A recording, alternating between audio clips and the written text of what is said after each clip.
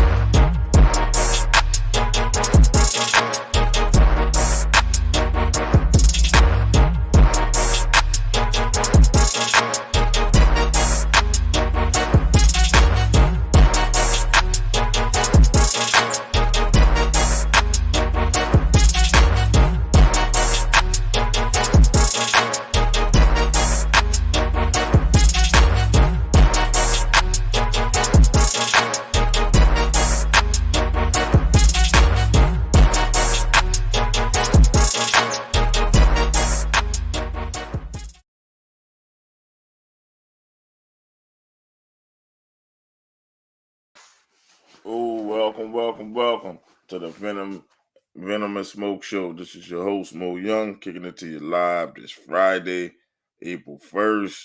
Won't be no April Fool jokes today. Let's get it. Let's bring in, I only see one of them. Let's bring in the most diabolical of haters. He's going to bring him in. Jay, what's going on? Yeah. Did Veer show up? Veer didn't show up, but you showed up in the new intro. Yeah, I saw that. It looks nice. Oh yeah, you showed up in the new intro, definitely. I just wanted to put y'all a part of it. I had the last intro I had some people wasn't a part of it for a while, so Yeah, I I saw want some to make dudes sure. up there the last time. I was like, all right, I know Nasty, but Yeah, them the other other guy used to do it with us, so I had to take him all for the most part. But yeah, just wanted to show love for y'all doing the show. So yeah, most appreciated. well, normally Eric will be joining us. They probably come running a little late. It's whatever. But we'll get it started. It's let's see. You heard everybody have heard this. Bruce Arians retired. Is that because of Tom Brady? I want to hear your thoughts. I think so. I think he went in there, and because of some of the controversy of things that Bruce Arians did last season, I think, maybe the Bucks went to him and said, yo, man, you still got it. Come and play. And he said, I'll play, but I'm not playing for Bruce. But they got Bruce under contract, so that's why they gave him a little position as as a consultant. Yeah, I like that. I go with that one. And I'm glad that Todd Bowles was his replacement. Well, I'm really like that. Ty Bowles was his replacement, but Yes. I'm like, well, do you get rid of your coach for 1 year though? That's hey, like because Brady only playing one more year.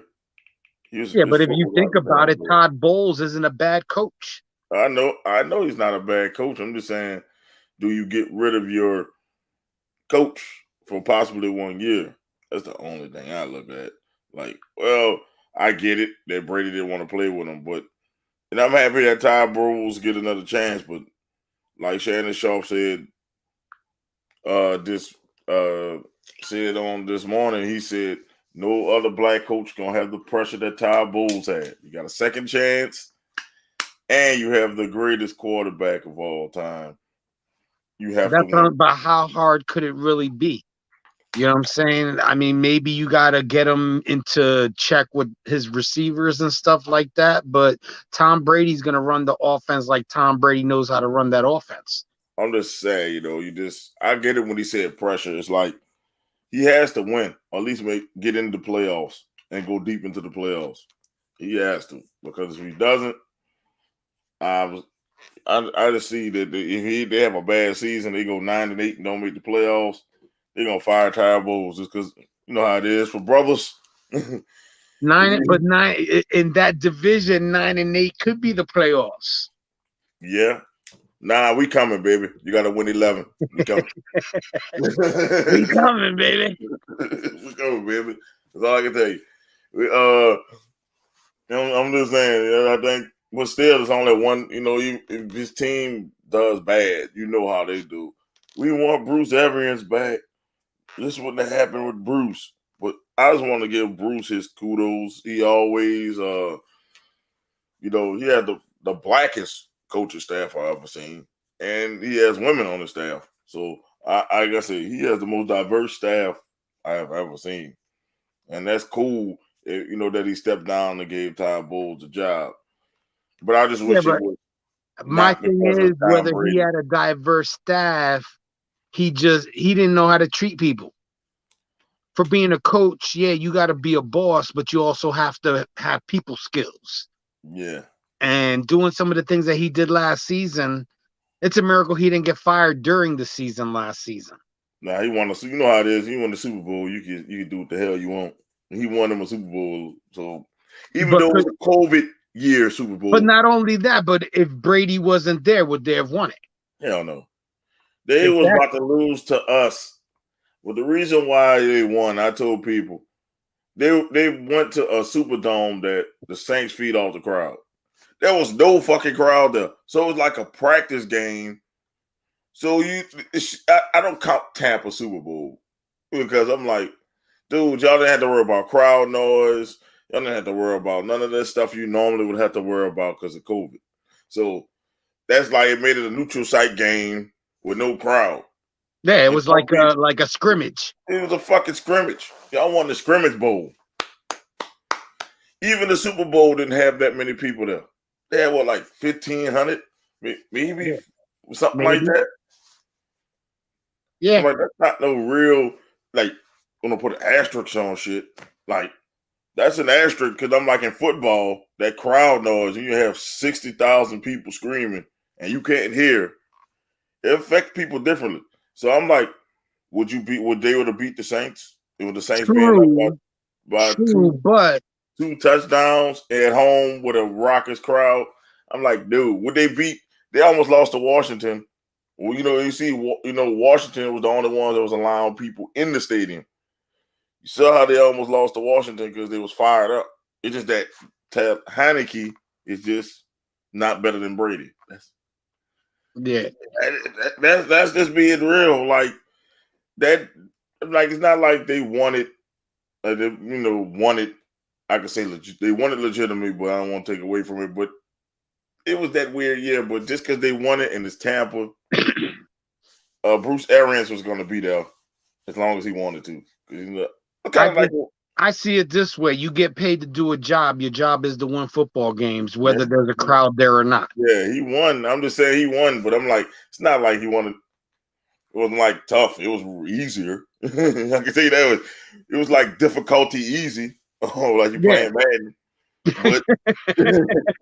But I say that to say they won it, and by they winning the Super Bowl, Bruce Arians could do what the fuck he want. If he never won a Super Bowl, I think Bruce Arians would have got fired. You could say he could do what the fuck he wants, but he put his hands in. He kicked his kicker. Yeah, no, that was Urban Meyer who kicked his kicker. Oh. Urban Meyer ass got fired. All right, I thought he was the one that kicked his kicker.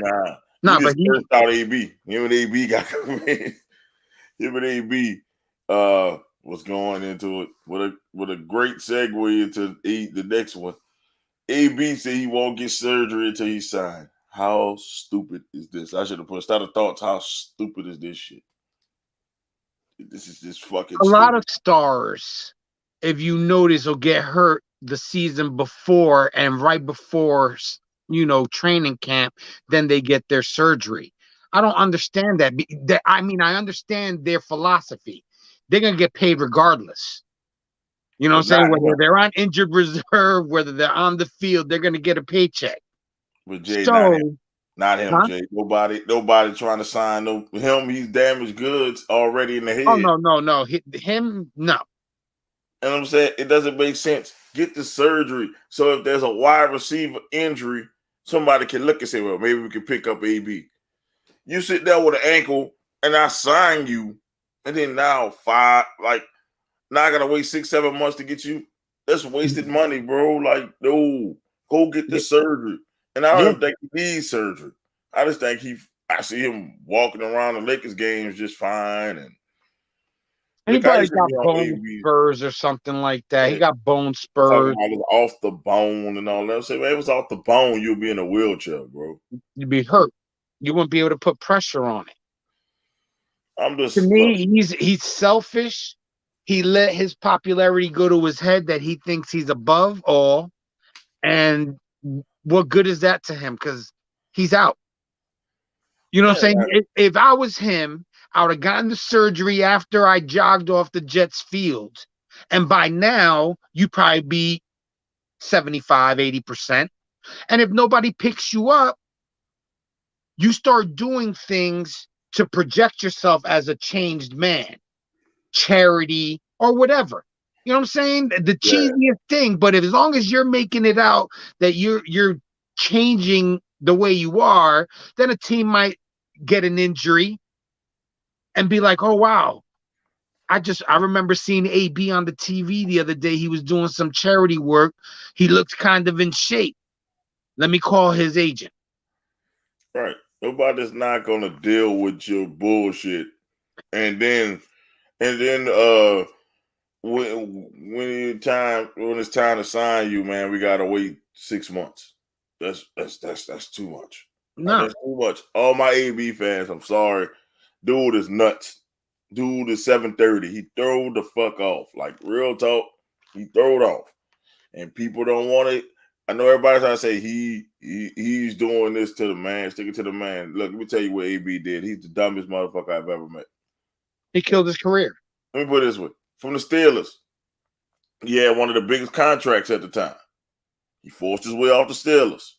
He said, "No, I don't send me to Buffalo." Imagine him with Josh Allen now. If he just went to fucking Buffalo, he would have been nasty, right? It'd have been no pun intended. It would have been real fucking nasty if you had Josh Allen with AB, a prime AB. Oh yeah. But no, I don't want to go to Buffalo. So they send you to Oakland, who now in Las Vegas. Think an AB star would be if he just stayed with the Raiders when they went to Las Vegas. With Devontae Adams. Yeah, like if he would have been there now and Devontae would have been coming in, killer. My God. But he would have turned around and given the Raiders a hard time. I want the same money. Yeah, but he would have earned it though, because at this time, AB head was on straight, and for the most part. He gets to the Raiders. Nah, I want to leave. Left $30 million on the table. All he had to do to get that $30 million was to chill with the Raiders for 1 month. He'd have got the $30 million. What did dumb ass do? I don't want to be here. And he forced the Raiders to release him. And then he goes to the Bucks for a minimum deal. Yeah. Let's be real. How many of us, like I said, if we had a fucking job, right, that told us just to stay put for 1 month and get $30 million, I'd have shut my fucking mouth.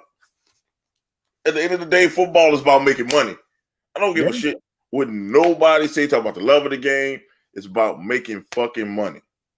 And if you put, nobody's leaving $30 million on the table unless you Calvin Ridley. Because you betting. $30 million is $30 million, bro.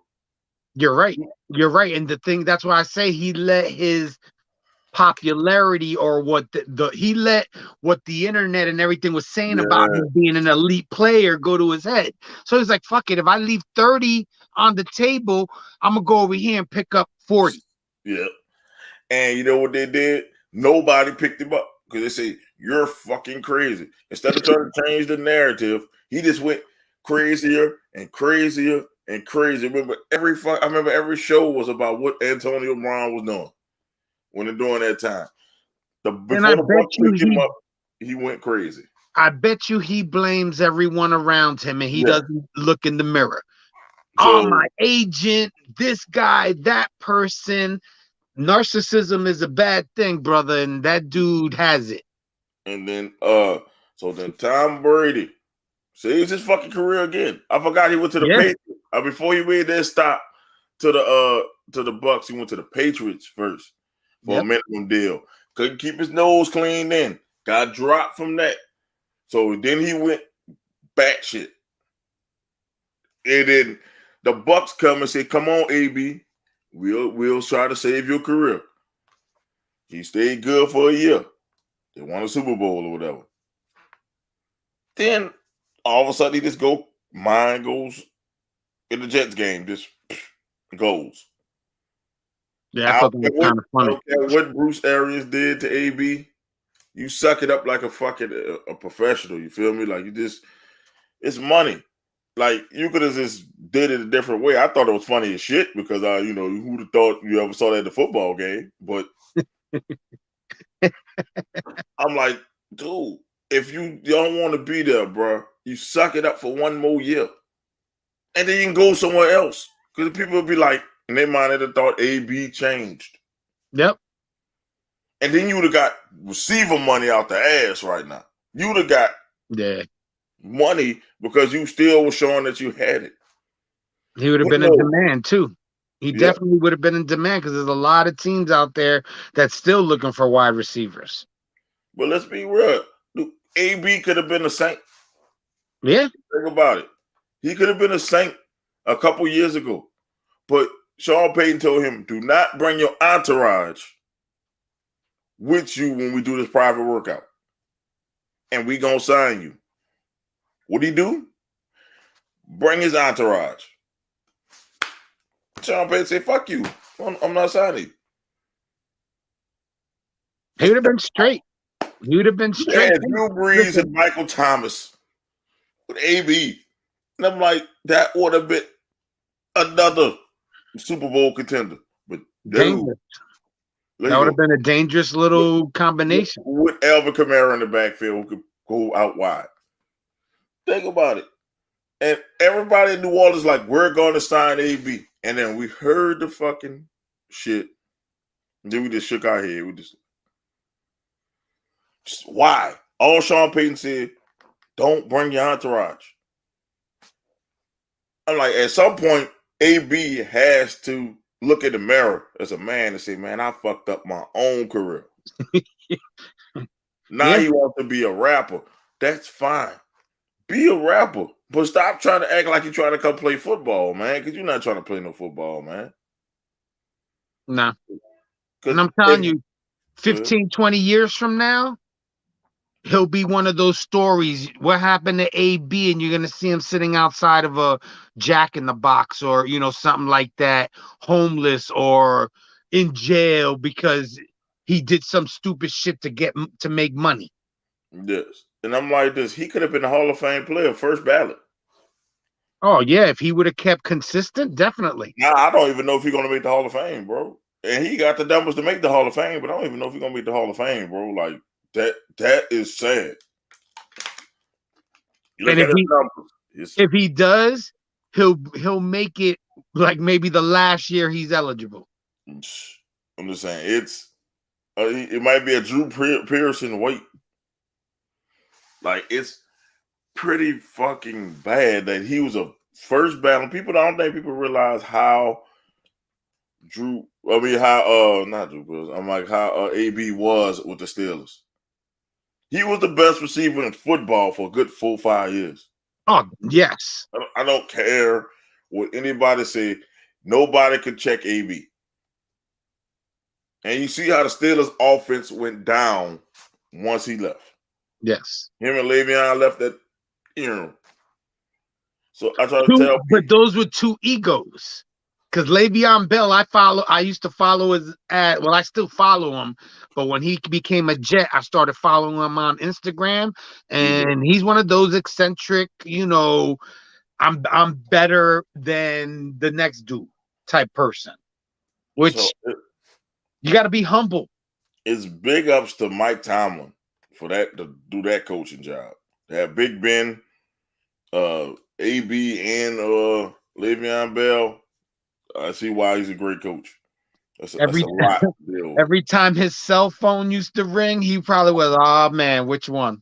Right there, he's all like, fuck. But I try to tell people, I say, man, sometimes you just gotta look in the mirror and say, I fucked this up. And I think if he do that, people will see that, well, maybe AB grew and we'll go give him another chance once he get the surgery. You were like, but AB, he got a bunch of yes men around him, and now he's hooking up with Kanye West, who's another fucking narcissist, and then is just making it fucking worse. Somebody that said, AB, sit your fucking ass down, get the surgery. If you want to play football, get the surgery. If you don't, retire. It's it. The funny thing is just he thinks because he's getting involved with Kanye that he's gonna sell millions of albums worldwide. I heard him. I heard his rap album. I heard his rap song. It sucks. Better than Shaq? Yeah, he's better than Shaq. Yeah, but Shaq came in the right era with that bubblegummy rap. With Shaq had some couple balls. He had a couple balls, Shaq.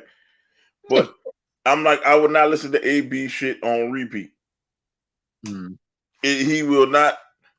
I will put anything on it. He will not be a big time rap artist.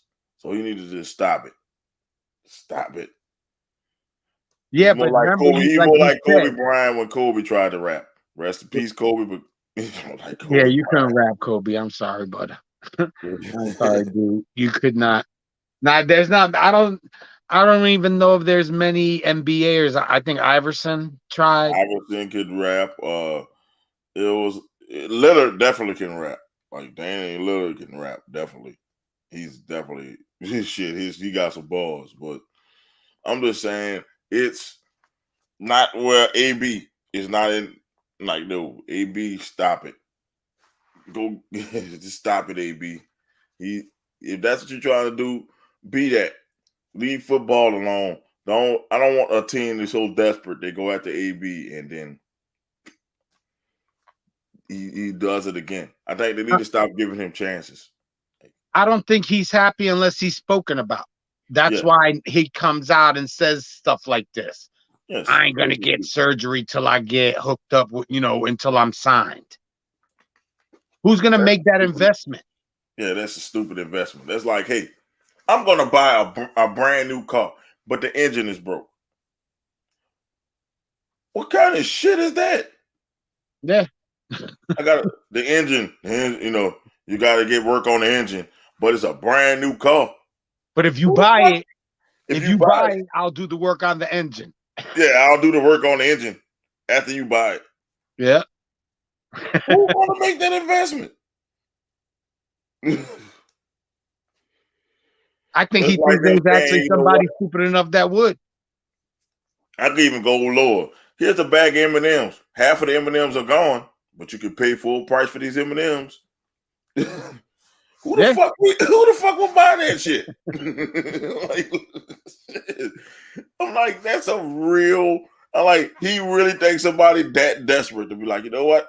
We're gonna get this injured football player for 1 year. I think he thinks that he has it like that. Not that he thinks that people are desperate, because he can't believe that people are that stupid. Oh man, take your time, E. Take your time.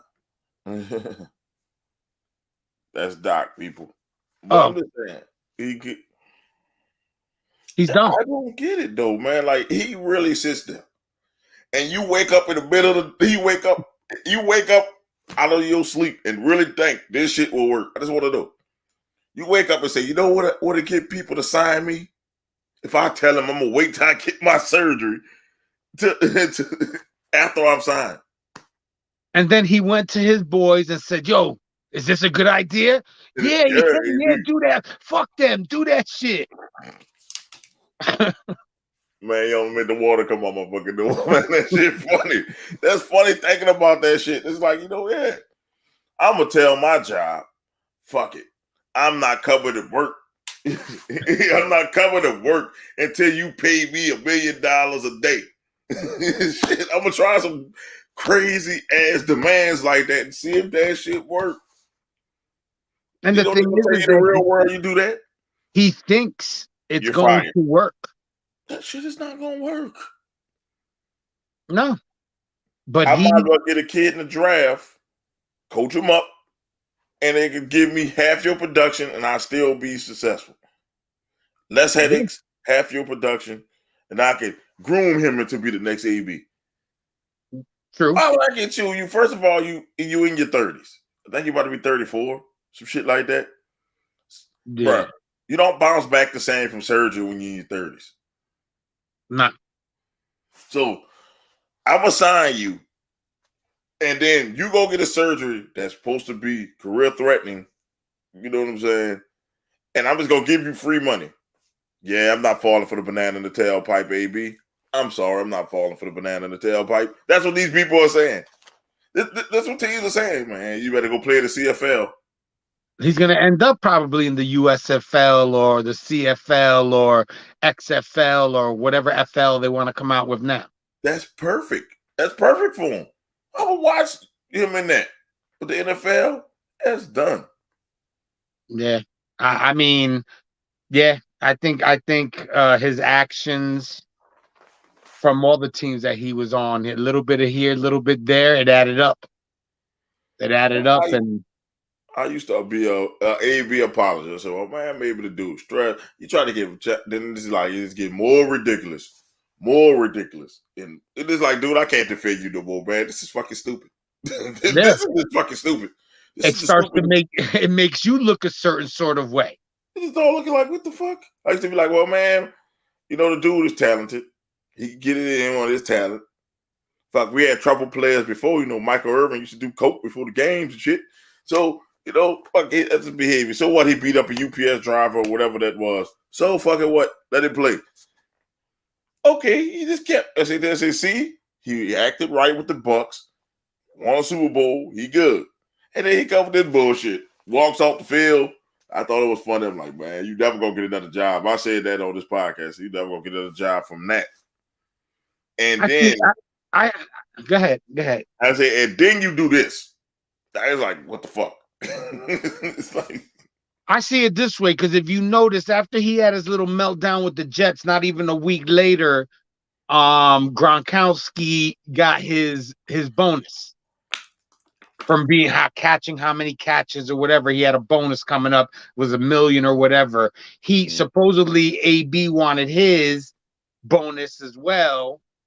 And that's where the problem stemmed from with him and Bruce Arians. Because Bruce was like, we're not going to throw it to you. Then he came out with the whole, oh, I'm hurt and I asked to come out of the game and he wouldn't let me out and did whatever, you know, what it was that conversation went through. The dude, like you said, he's talented, but he's not worth the headaches. Because I'm like this, you had, give me this, when this happened, you had 2 more weeks to get your bonus. Dude, you could have got, all you needed was 4 catches. All you could do is get 2 catches each game. You got your bonus. Shut the fuck up. Good night. That's all you got to do. But I think his complaint was it wasn't even thrown it his way. Some games you got to be a decoy. That's just called being real. Tom Brady is going to throw it to whoever the fuck is open. He doesn't give a fuck about Bruce Arians. Tom Brady's going to throw it to whoever the fuck is open because Tom Brady's trying to win games. True. So you telling me if somebody was to let AB open it and think Tom Brady wouldn't throw it to him and AB wide open, fuck no, Tom Brady ain't that type of quarterback. Tom Brady's ego would allow him not to throw that shit to AB. Yeah, you're right. 4 catches in 2 games. Get out of here, AB. You just said, you know what? I'm gonna show him that I know plenty of people like that in the psych ward. I'm gonna show you. And then when the consequence happened, then they looking around like, oh man, I'm sorry. They do the same shit as AB. Oh man, I'm sorry. This happened. This and that happened. And then they come back and do the same shit. It's predictable. And then boom, a consequence happened. I'm sorry. They keep coming back to I'm sorry. It's a merry-go-round. Yeah. I shouldn't touch drugs. I shouldn't have smoked drugs. We telling you, hey, leave that shit alone. It makes you crazy. I swear I'm not going to do it no more. A month later, I'm sorry. I did this. I did it again. I had hard times, blah, blah, blah. They give you a story. And some people could have got people who are apologists. Either their families or whatever, the enablers. And they fucking let them get away with shit. Nobody hold them accountable for shit. And that's why you gonna keep doing the same shit, because the people around him are scared to tell him, hey, AB, get your shit together. He don't have not one person in the bunch to tell him, hey, AB, get your shit together, or you're gonna lose everything you work for. No, he got Kanye West, another nut. He's crazy as shit. Yeah. You gonna put him, you got two nuts running the asylums. That does not work. And then when as soon as AB he can't profit off AB no more, Kanye West gonna kick him to the fucking curb. And like you say, you might be out of 7-Eleven or Jack in the Box, sit there like, what happened to me? Yep. And his yes men living off of the gifts that he gave them, because knowing him, that was he was probably spending that money and flashing it. All the Ferraris he bought, all the mansions, all that will be gone. Yeah, well, listen, if he doesn't get a job and he doesn't have endorsements and this album doesn't blow up, he's gonna have to sell all of that shit. Yes, to make ends meet. So I'm like, listen, if you're serious about football, get the fucking surgery, work out. Even T.O. had to stop that shit, like no antics, because you remember T.O. last year. T.O. was quiet. And, you know, when we was in Cincinnati, he was quiet. T.O. didn't do none of that. Buffalo, he was quiet. He realized my antics are fucking my money up. Yeah. Chad Johnson, same way. He had to fucking stop his antics when he went to, you know, then with his final antic, when he went to Miami, he did that shit with his ex-wife. They said, your talent is great, but it's not worth the headache. Boom, kick him out. There's nobody that's not replaceable. Maybe except Tom Brady. Tom Brady can shoot somebody and they still bring Tom Brady in. I don't care what you say about that. There's one person that's not fucking replaceable. That's fucking Tom Brady. And Pat Mahomes is basically on that border too. If you're a quarterback, you can probably murder somebody and go and get signed. Just being real. Well, look, they caught him cheating, deflating balls, and that's how he was able to throw the ball so, you know, crisply or whatever, accurately. And they 4-game suspension. I would have taken those wins out of them. All those wins would have been gone. Hey, what's up, Lala? Yeah, I'm not sad, man. It's funny.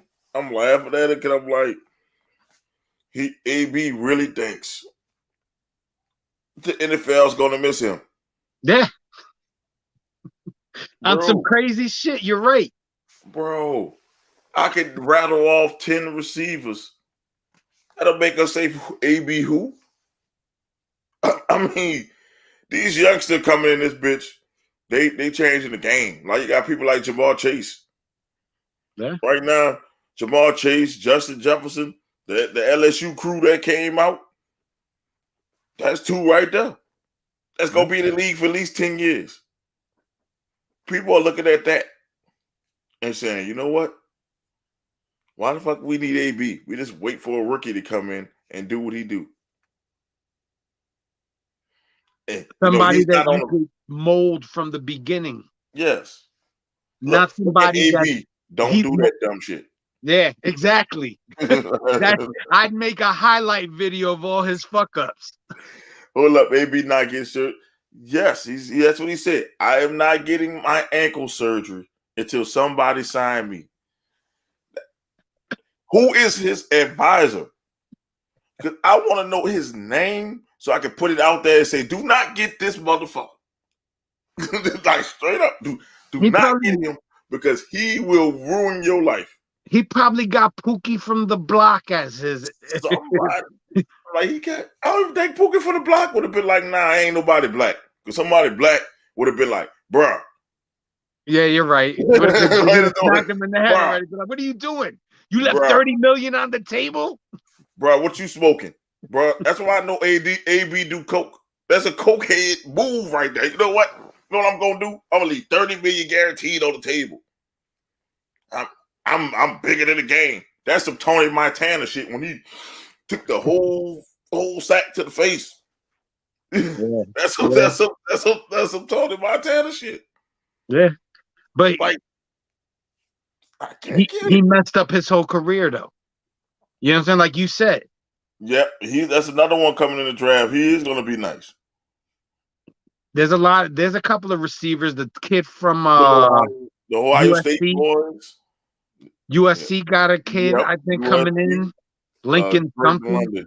Drake Yeah. London from USC. He gonna be nice. You got 2 boys from Ohio State. You got 2 boys from Alabama. Man, look, you don't need AB. No. I'll just wait and see how the draft board falls. What the fuck? I need AB on one ankle. Talk about I'm not gonna get surgery till I get signed.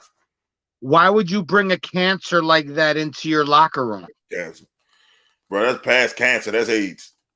I'm just being real. That's past cancer. That's AIDS. You can recover from cancer sometimes. You get AIDS, you might not make it. XEZ, you might not make it. Well, yeah, tell Magic Johnson that shit. Well, he ain't have AIDS. He had HIV. But I'm just saying, enough money. I'm just saying that he is something else. He's another otherworldly. I've never seen someone fuck their own career up so bad. He believes his own hype. Yes, he fucked up his career so bad. Because you go, I'll say even like 3 or 4 years ago, he was the man. He could have been making Devontae money.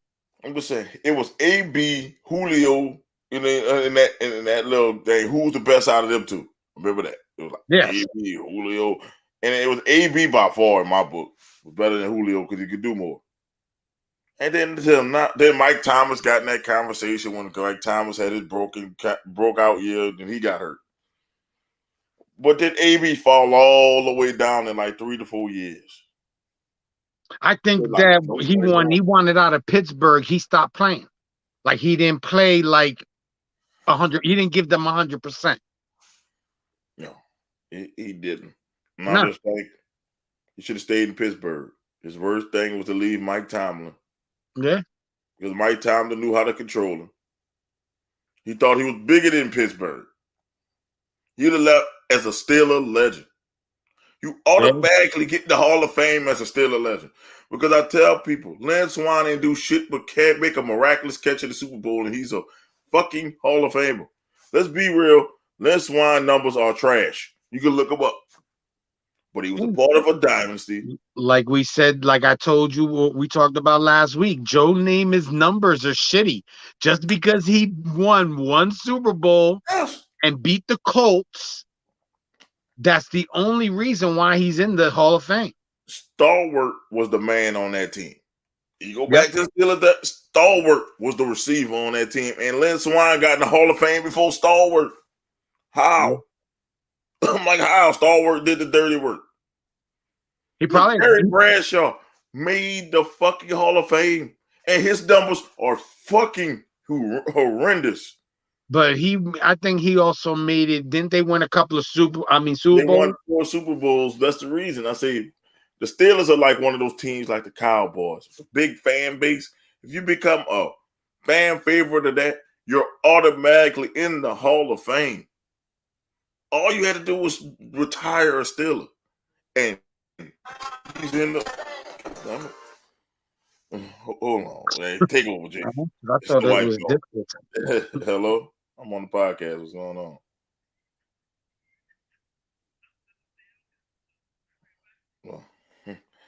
Oh, that was the wife. When the wife calls, you answer. Hell yeah! Hell yeah! You didn't want that glizzy all up on the side. I didn't want the glizzy. She got the glizzy on her because she at work, so she got the glizzy on her. So yeah, see, she'd have been like, "You ain't gonna pick up the phone." What you doing? She said, "Oh, I ain't know. I forgot you were doing the podcast." Oh yeah, baby, I'm doing the podcast. But I gotta say, AB would have retired a Steeler. He would have retired. If he retired a Steeler, he would be a Hall of Famer. First ballot. First ballot. And his number, like I say, he would have been making close to what Devontae's making. Yes. If he No would have doubt. kept his mouth shut, did his job, and that's catch the ball and score touchdowns. Yes. But you get AB, and then you get around all these people. I want to be a star. I tell young people that come through where I work sometimes, they get stressed out. I say, bro, stop trying to be a star and just be yourself. I say, because you're going to get it, as long as it's yourself, you're going to be grounded. Because if you ain't shit without money, you ain't going to be, you're going to be a bigger ain't shit with money. So get yourself grounded. And then you go for the money. If you're not grounded, you're going to be whatever you are times 100 with money. Me, I don't give a fuck. I'm myself. I walk through the door, I'm myself. Whether I'm rich, poor, broke, whatever, I'm going to be me. I'm going to still be outspoken, but don't give a fuck. That's me. So that's me. And if you can't be yourself, you're going to be like AB, trying to please everybody. You can't please everybody. You're going to have a hater for somewhere. I don't even think it's that he's trying to please everybody. I honestly think he's just a selfish prick that just wants to please himself. You know what I mean? That social media out for like shit. Oh, all right. Get everybody love from the social media. This shit is fake. Even though my podcast is on social media, all this shit is fake. If you're not getting real love outside of this social media sphere, you're not going to find it on it. Just be real. Because somebody can love the podcast today and hate it tomorrow. That's social media. You could be hot today on social media and fall off tomorrow because the new sensation come through. That's life. And then you got people like AB. Once it happens, because look, after he did all that, the peace sign and all that shit was hot. Then the next shit start happening. Nobody not talking about AB. Now this bullshit come out. Like you said earlier, I just got to keep my name in the news. Yeah. He likes to hear himself. That's just narcissistic tendencies, man. He's a narcissist. Yes. He's selfish because he could, like you said, he could have stayed in Pittsburgh. They could have won Super Bowls because they would have brought in players to make him even better. You know what I'm saying? But no, he wanted out. He went over here. He went over there. Did they win anything? No. Did he really make a difference? I mean, except for Tampa. And that's because Tampa had a super team. I don't give a fuck what nobody say. Tampa had a super team, man. They just had a whole bunch of players who had talent that were troubled. They brought them together with Tom Brady, and they won. And Gronkowski. Yes. So I'm on some. Look, the main thing about a narcissist, bro, they're the most self-conscious people you'll meet. They worry about everything, but people think it has it backwards. Like they so self-centered. Most of the motherfuckers are scared of their own reflection in the mirror. So then they project that bravado, like I gotta be. It's all about me because they didn't get it growing up. So it's not everything got to be about me. And it's like, nah, bro, you can't have everything about you. That's why when we do this podcast, I don't even try to be narcissistic. They'd be like, boss man. I said, I'm not boss man. We're a family. I try to put it that way. I'm like, no, I'm not trying to say this is about me. I could be running this shit. It's not about me. We're a family. I make decisions to everybody. Because I don't want to be like this. Yeah, this is my shit. Y'all gonna do what I do. And, I don't do shit like that. I don't run shit like that. And if you did, then it'd be like this. Hi, this is Mo. And I have nobody on the show. Just be by myself. And it's like, man, I'm like, nah, I don't even want to run shit like that because I was a part of some shit like that. This is my shit. And then I say, all right, man, shoot the AB. I'll do my own shit. Do it different. So that's what I'm just saying. Like, people have to realize if you're a narcissist, you can't be around other people who are non-narcissists because they're gonna be like, man, fuck you. Or they surround themselves with yes men, like you said earlier, that are gonna be like, yeah, that's a great idea. That's a great idea. Great, yeah, set yourself on fire. That's great. Yep. You can still play football with third-degree burns. Go ahead. Good You job. get a bigger contract because Yeah. you'll be all over social media, and you get likes and views and blah blah blah. We'll videotape you running down the field on fire. You're Yes. good to go. AB on fire. That could be the next song for your album. Yeah. Don't surround. Look, before we move to the next subject, I'm saying don't surround yourself with yes men. That's why I say people say why you say why did you pick your wife? Because she's not a yes woman. She's not somebody that's gonna allow me to go down a rabbit hole just by saying yes. She challenges me. I said I want a woman that fucking challenges me because that means she's not gonna let me fall down the fucking rabbit hole. Does yes do we clash? Yes, because we two strong personalities. But I know if I'm doing something that's fucked up, hey Mo, don't do that shit. That shit fucked up. I'm gonna hear that from her. She's not gonna be like, "Go ahead, baby, go do it." Because a lot of men get yes women. She's not gonna enable stupidity. No, she's not gonna enable me to do stupidity or self-destructive behavior. You too good for this shit. She even tell me on the podcast, "Baby, you go too far."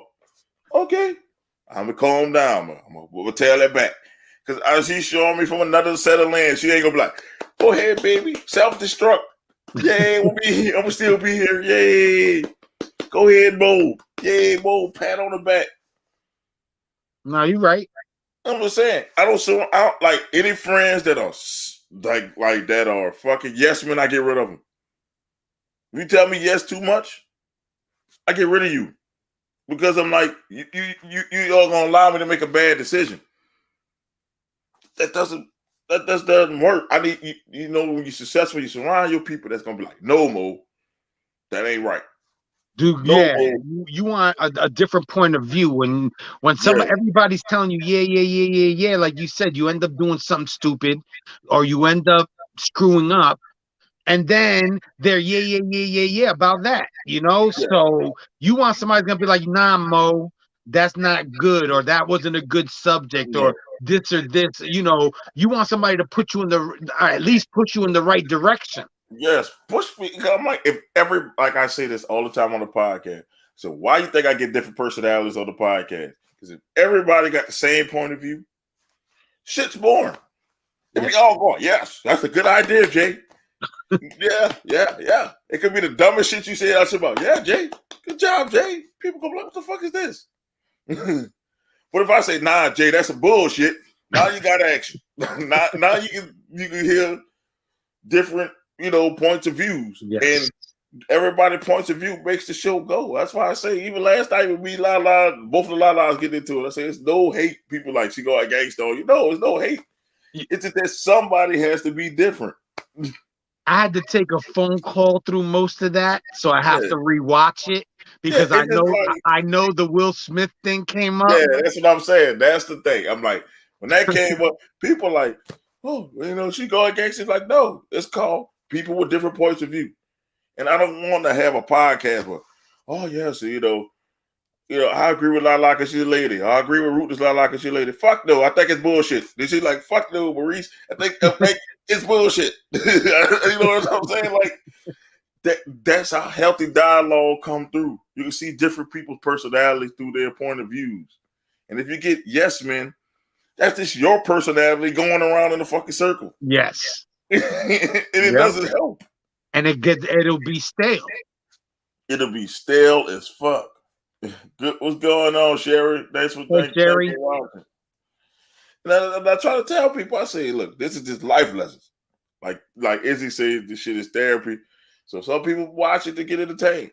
I'm telling you, before we move to the next one, do not surround yourself with yes men. That's the clear way to fucking fail. If you get people who say yes too much, fuck out of here. Like, I don't even fuck with you. If you tell me yes, if I know it's destructive. Sometimes I even say some destructive shit just to see what the fuck somebody gonna say. Like, oh yeah, man, fuck that shit, man. You know what? I think today I leave my wife. Hey, look. I might have said it. Today I think I'm leaving my wife. You say, go ahead and do that shit. Fuck you, I'm out. That's it. I'm just saying, like, why would you let your friend do some destructive shit without just saying, "Hey, Mo, think about it, calm down, whatever." You just if your first answer is, "Oh yeah, leave her, fuck her, get another one, fuck out of here." Like you're not talking to me with logic, especially knowing how integral part of this she is. Even though yes. she's not on camera, she did design work and everything, so she is an integral part. So if you were to tell me, "Oh man, I'm elite," nah, I would definitely be like, "Nah, you can't do that." Yeah, you can't. She's an integral part of my balance. This shit. Yeah. She said Tom Brady's a yes man. Tom Brady's a boss. I'm just gonna say, you might say he's a yes man, but he's a boss because he runs it. Let me tell you how he's not a yes man. He got fucking Bruce Arians out of there. He got him moved upstairs. It was basically, yeah. We talked about that in the previous segment. Tom Brady, I wouldn't even say Tom Brady's a yes man. Tom Brady is a con artist like a motherfucker. I'm gonna tell you this way. He throws his rocks and hides his hands well. So yes, I can see why you say he's a yes man. But Tom Brady always get what he wants. Listen, he got he had an extra 4-game suspension for deflating the balls, and he still got paid. He still got paid. He cheated, and nothing got stripped. Exactly. He cheated. They should have taken the wins for every game that he did that in. Let me tell you how much Tom Brady is a boss, and I don't even like Tom Brady.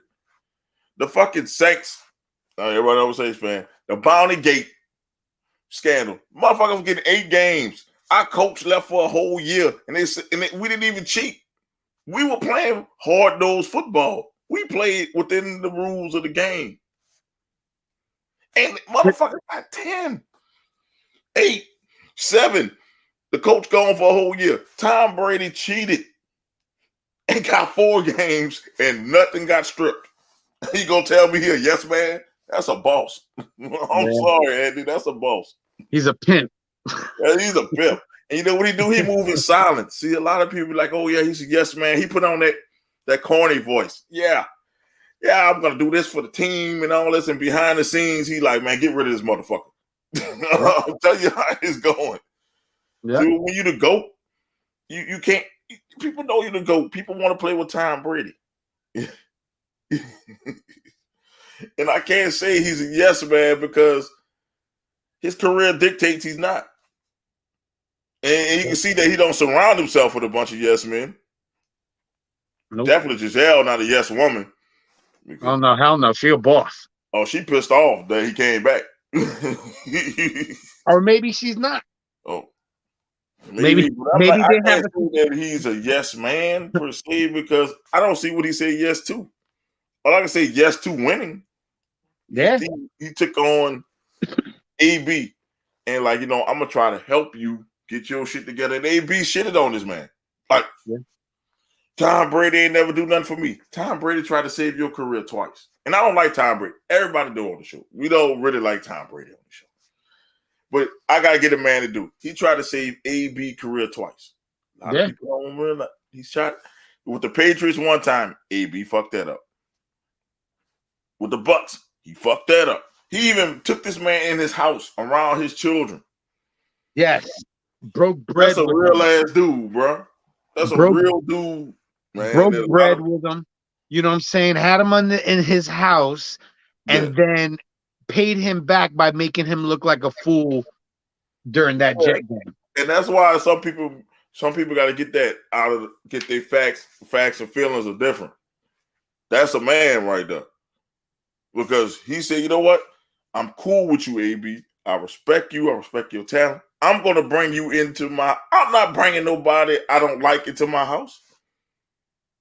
You won't cross the doorstep. Let alone sleep in my house with my family. He had his little girls there and stuff there. You're not doing that. If you're not a real stand-up guy. That's a stand-up guy. And then AB shit on this man. I don't respect AB for that. I'm like, man, that man took you in. Stuck his neck out for you. He made you millions. Yes. If you think about it, he made you millions because when the Patriots needed a receiver, they could have went and got anybody. And went and got him. When the Bucks needed another receiver, they went and got you. Yep. And let me tell you how much Tom Brady out of yes man. He probably had people around him saying, "Don't even stick your neck on the line for AB." You know what? Logical thing is, I can save him. All he need is me. Yeah. No, that's cool. In the family.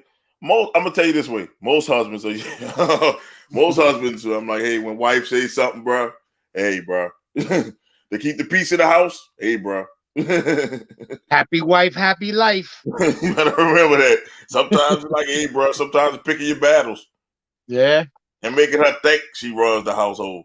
See, that's what it's a mastery skill. The reason why I would say she runs the household, one, because she probably matches what he brings home too. I'm about to say, like, she got her own bag, dog. I don't know. But I don't know their family dynamic. If they were putting their money on the table, her side of the table got the same amount as his side. Might be more, dude. I think she got more than him, dude. But I think it's like this because football takes most of his life away. She runs that household because she's in the household. You feel me? And sometimes you ain't got no say so if you not in the house. If you always doing football activities and she with the kids and shit, you better respect that woman's opinion. That's right. If you want to stay married to her alone. Now, was there a story that she is mad that he came back, or I don't know. She might have told his ass to go back. I don't know. I think she didn't want. I think she wanted him to retire like 3 years ago. So that let me know right then and there he's not a yes man because he ain't listening to his fucking wife. He probably go nuts in at home. I don't know. I don't like to speak over on nobody's household, man. I'm just saying, shit. Most dudes will look on the outside looking in will look like yes men, unless you just domineering over your wife, which is fucked up. I can't see him being domineering. Hell, people watch this podcast and probably say, Bo, you're a yes man. No, I'm not a yes man, but hell, I'm not gonna disrespect my wife in public. Let my wife shine, do what she do. That's my wife. Let her do what she do. Fuck. So I don't like to speak of other people's relationships. Being supportive and being a yes man is two different things. Yeah, it's different. Like if yes, dear, I'm gonna do this. That's a yes man. Yes, dear. For everything you like I described. Doing shit that you know is wrong. That's a yes man. That's what I'm saying. Like, if you know the shit is wrong and you saying yes, yes, man. If you just say, okay, I'm coming to support you and do this, that's different. There's some shit my wife know I won't do. So she won't even ask. She won't even ask. Because she get up and say, hell no, I ain't doing it. Go by yourself. I know shit she won't do. That's why she don't be on camera as much. I'm like, hey, come to the podcast sometimes. People love you. Nope, I don't do it. Cool. We good. I said, I think Brady need to spend time with his kids and retire. He probably sat there with them kids for a little while and say, fuck this, I need to go back to go back to fucking football. Fuck these brats. Fuck this shit. I don't see how Giselle do this shit. Fuck this shit. She probably went on vacation and said, you got to stay home with them. He said, fuck this.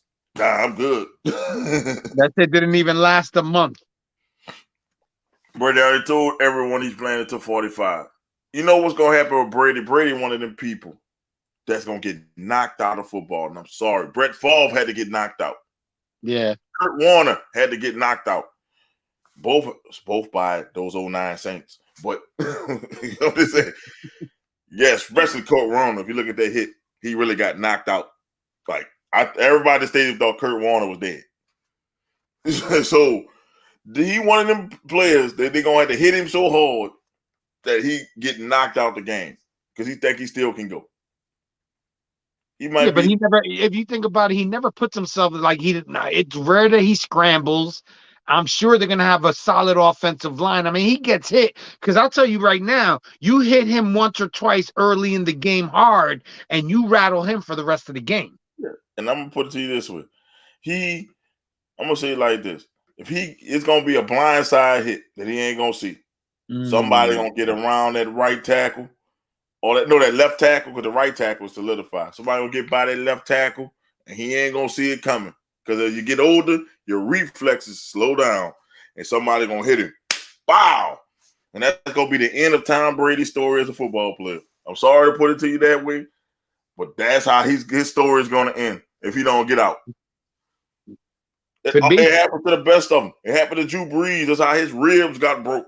Like 9 of them. It was like 9 ribs got broke because he still thought, I could do it. I could do it.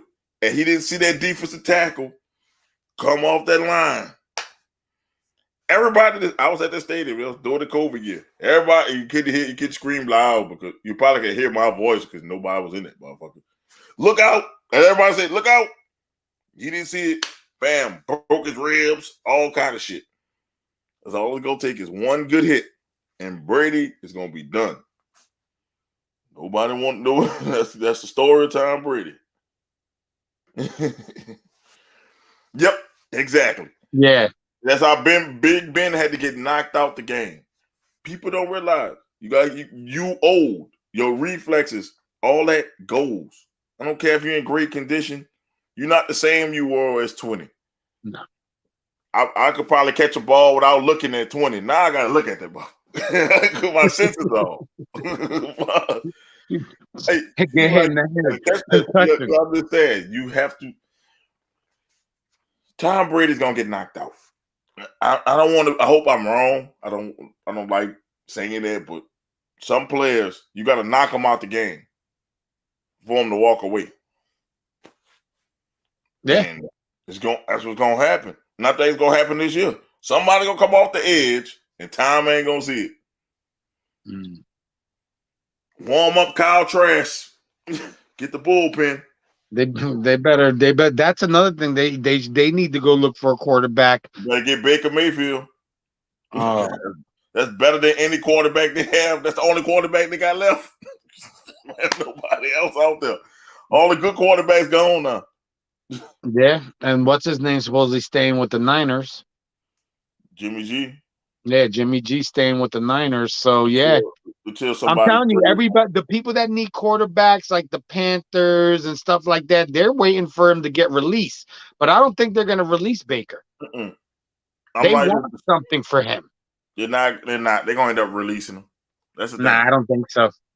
They got to. The money tied into the quarterback. They're not going to release his ass. One, he's under contract, and two, who knows what Deshaun Watson's suspension going to be? Who's their backup? That is true. But who's their backup? So he's under contract. You got to play. I get you. True, you know the NFL is getting faster, stronger. Some players want to hit Brady just because. Yep, exactly. They want to be the same way that D-back got mad that he was burned by, that last pass or whatever. People want to have that. Oh, I put Brady out. Yeah. I retired him. Yep. Only look.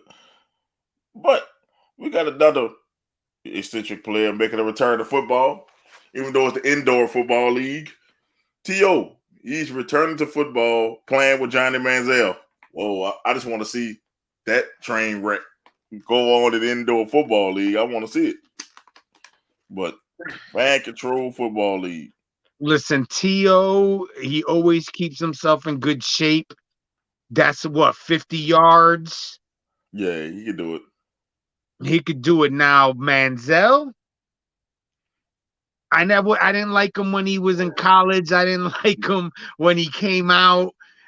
He was, he's another one like AB. He believes his own hype. Oh, he believed his own hype too much. Yeah. I just thought it was a fun story. Hey, you know what? Shit, I'll take T.O. at this point over AB. And people look at me like I'm crazy. But I would take him if I said NFL team. I would take a retired T.O. who stays in shape over AB.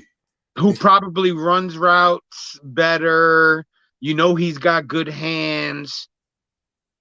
Why not? I'm just saying because you know why? And that's sorry, I would even say this 10 or 12 years ago, but he's less of a headache. Yeah, that T.O. was ahead. T.O. was another one that was like, but he never. I give T.O. this. He never walked out on his team. he never left no money on the table. Table either. No. I say T.O. came out in the wrong era. Because T.O. would have came out in this era, T.O. would have broke the fucking bank. People want to say what they want. T.O. never did shit illegal. T.O. didn't drink. He was the perfect machine. You say what you want about him on the field, doing his dances and doing all that. He was Odell Beckham, a big, strong ass Odell Beckham. That's what the fuck he was. Because Odell Beckham do the same shit on the field, celebrating all that. That's fine.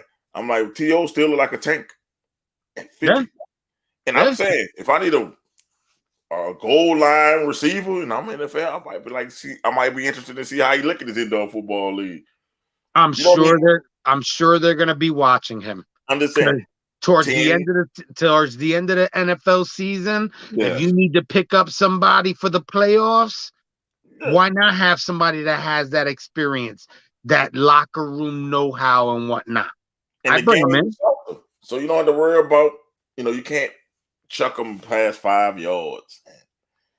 It's basically wide open for them anyway. So I'm just saying, for 10 plays a game, you get T.O., Hall of Fame receiver. I'll take a flyer on him in the red zone. Throw it in the red zone. Look, jump up and catch it, T.O. Most D-backs are like 5'8", 5'9" anyway. You do it. I'd do it. I'd pull the trigger on him. What's your opinion on Cap trying to get a job in the NFL? I'm gonna say it this way. Kind of like the same thing about let me see, let's be real. Let's be real. We're gonna be real with this. Same thing with AB. It's a bottom line thing. It's not that he's not talented enough to get a job in the NFL. We talked about this last week. It's just that let's be real. Some of the people that the NFL target don't like Cap. And that's a dead issue. The shit is dead. The issue is dead. They got some people that's like beating a dead horse. So it's like he had to go to a culture that would embrace him. So people, because the backlash you would get would be like so great, it might affect your money as a team because you signed Cap. So it's a politic thing. So like we said, some teams last week, like Seattle, them people don't care up there in Seattle. Even down here in New Orleans, we would embrace Cap and still go to the games. You got to get black cities. You got to be a majority black city to get Kaepernick. And I hate to put it that way. I'll try to be as PC as possible, but I can't. He has to go to a black city, Atlanta, something like that. He has to go to where it's majority black that would embrace him. Because if he goes to Indianapolis, hell no, it ain't gonna work. Let's be real. You go to Texas, anywhere in Texas, it won't work. Nope. It has to be a progressive city. Maybe Las Vegas because they don't give a shit. Maybe teams in California because they're Democratic. It got to be Democratic and black to get Cap. Then Georgia would be. I just say it's Atlanta because Atlanta is Democrat. It's like New Orleans is in Louisiana. Yes. It's Louisiana and then there's New Orleans. I tell this to people all the time. New Orleans should have their own voting thing because all the black people, more in Louisiana, most live in New Orleans. And then you got some in Baton Rouge and then Shreveport. But New Orleans is its own culture. It's not like the rest of Louisiana. The rest of Louisiana is Duck Dynasty. I swear to you. You laughing, bro, but I swear to you, it's different culture. It's like in Atlanta. The rest of Georgia is fucking Dukes of Hazzard. And then you got Atlanta. So it's like it has to be a city that's black or Democratic that takes. Oh, he couldn't play in Florida then. Yeah, fuck no. Maybe Miami. Maybe. Baby, I don't know. I don't think the owner would want to go against the No. governor like that. But then he wore that Castro shirt, and there's a lot of Cubans in Miami, so that won't work.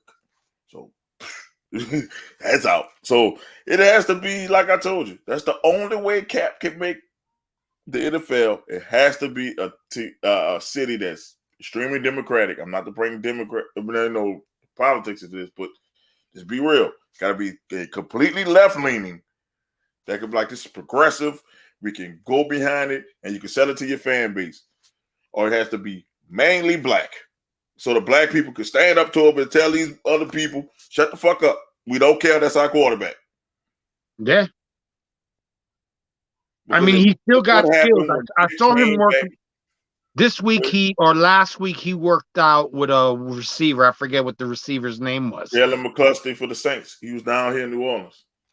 And if you saw he still got zip on the ball. He still could. He did. He looked really good. He looked and damn good. Sucks for standing up for what you believe in. You lose your job. Yes, and that's bullshit. And I'm like, we should all want equality. That's what it was about. The shit was about. Hey, tell the police, stop beating people of color's ass. That's all this was about. This was not about the national anthem or the flag. People spent that shit into that. It was about stop these police from whooping people of color. That's not just black people. That's Spanish people. That's fucking Asian people.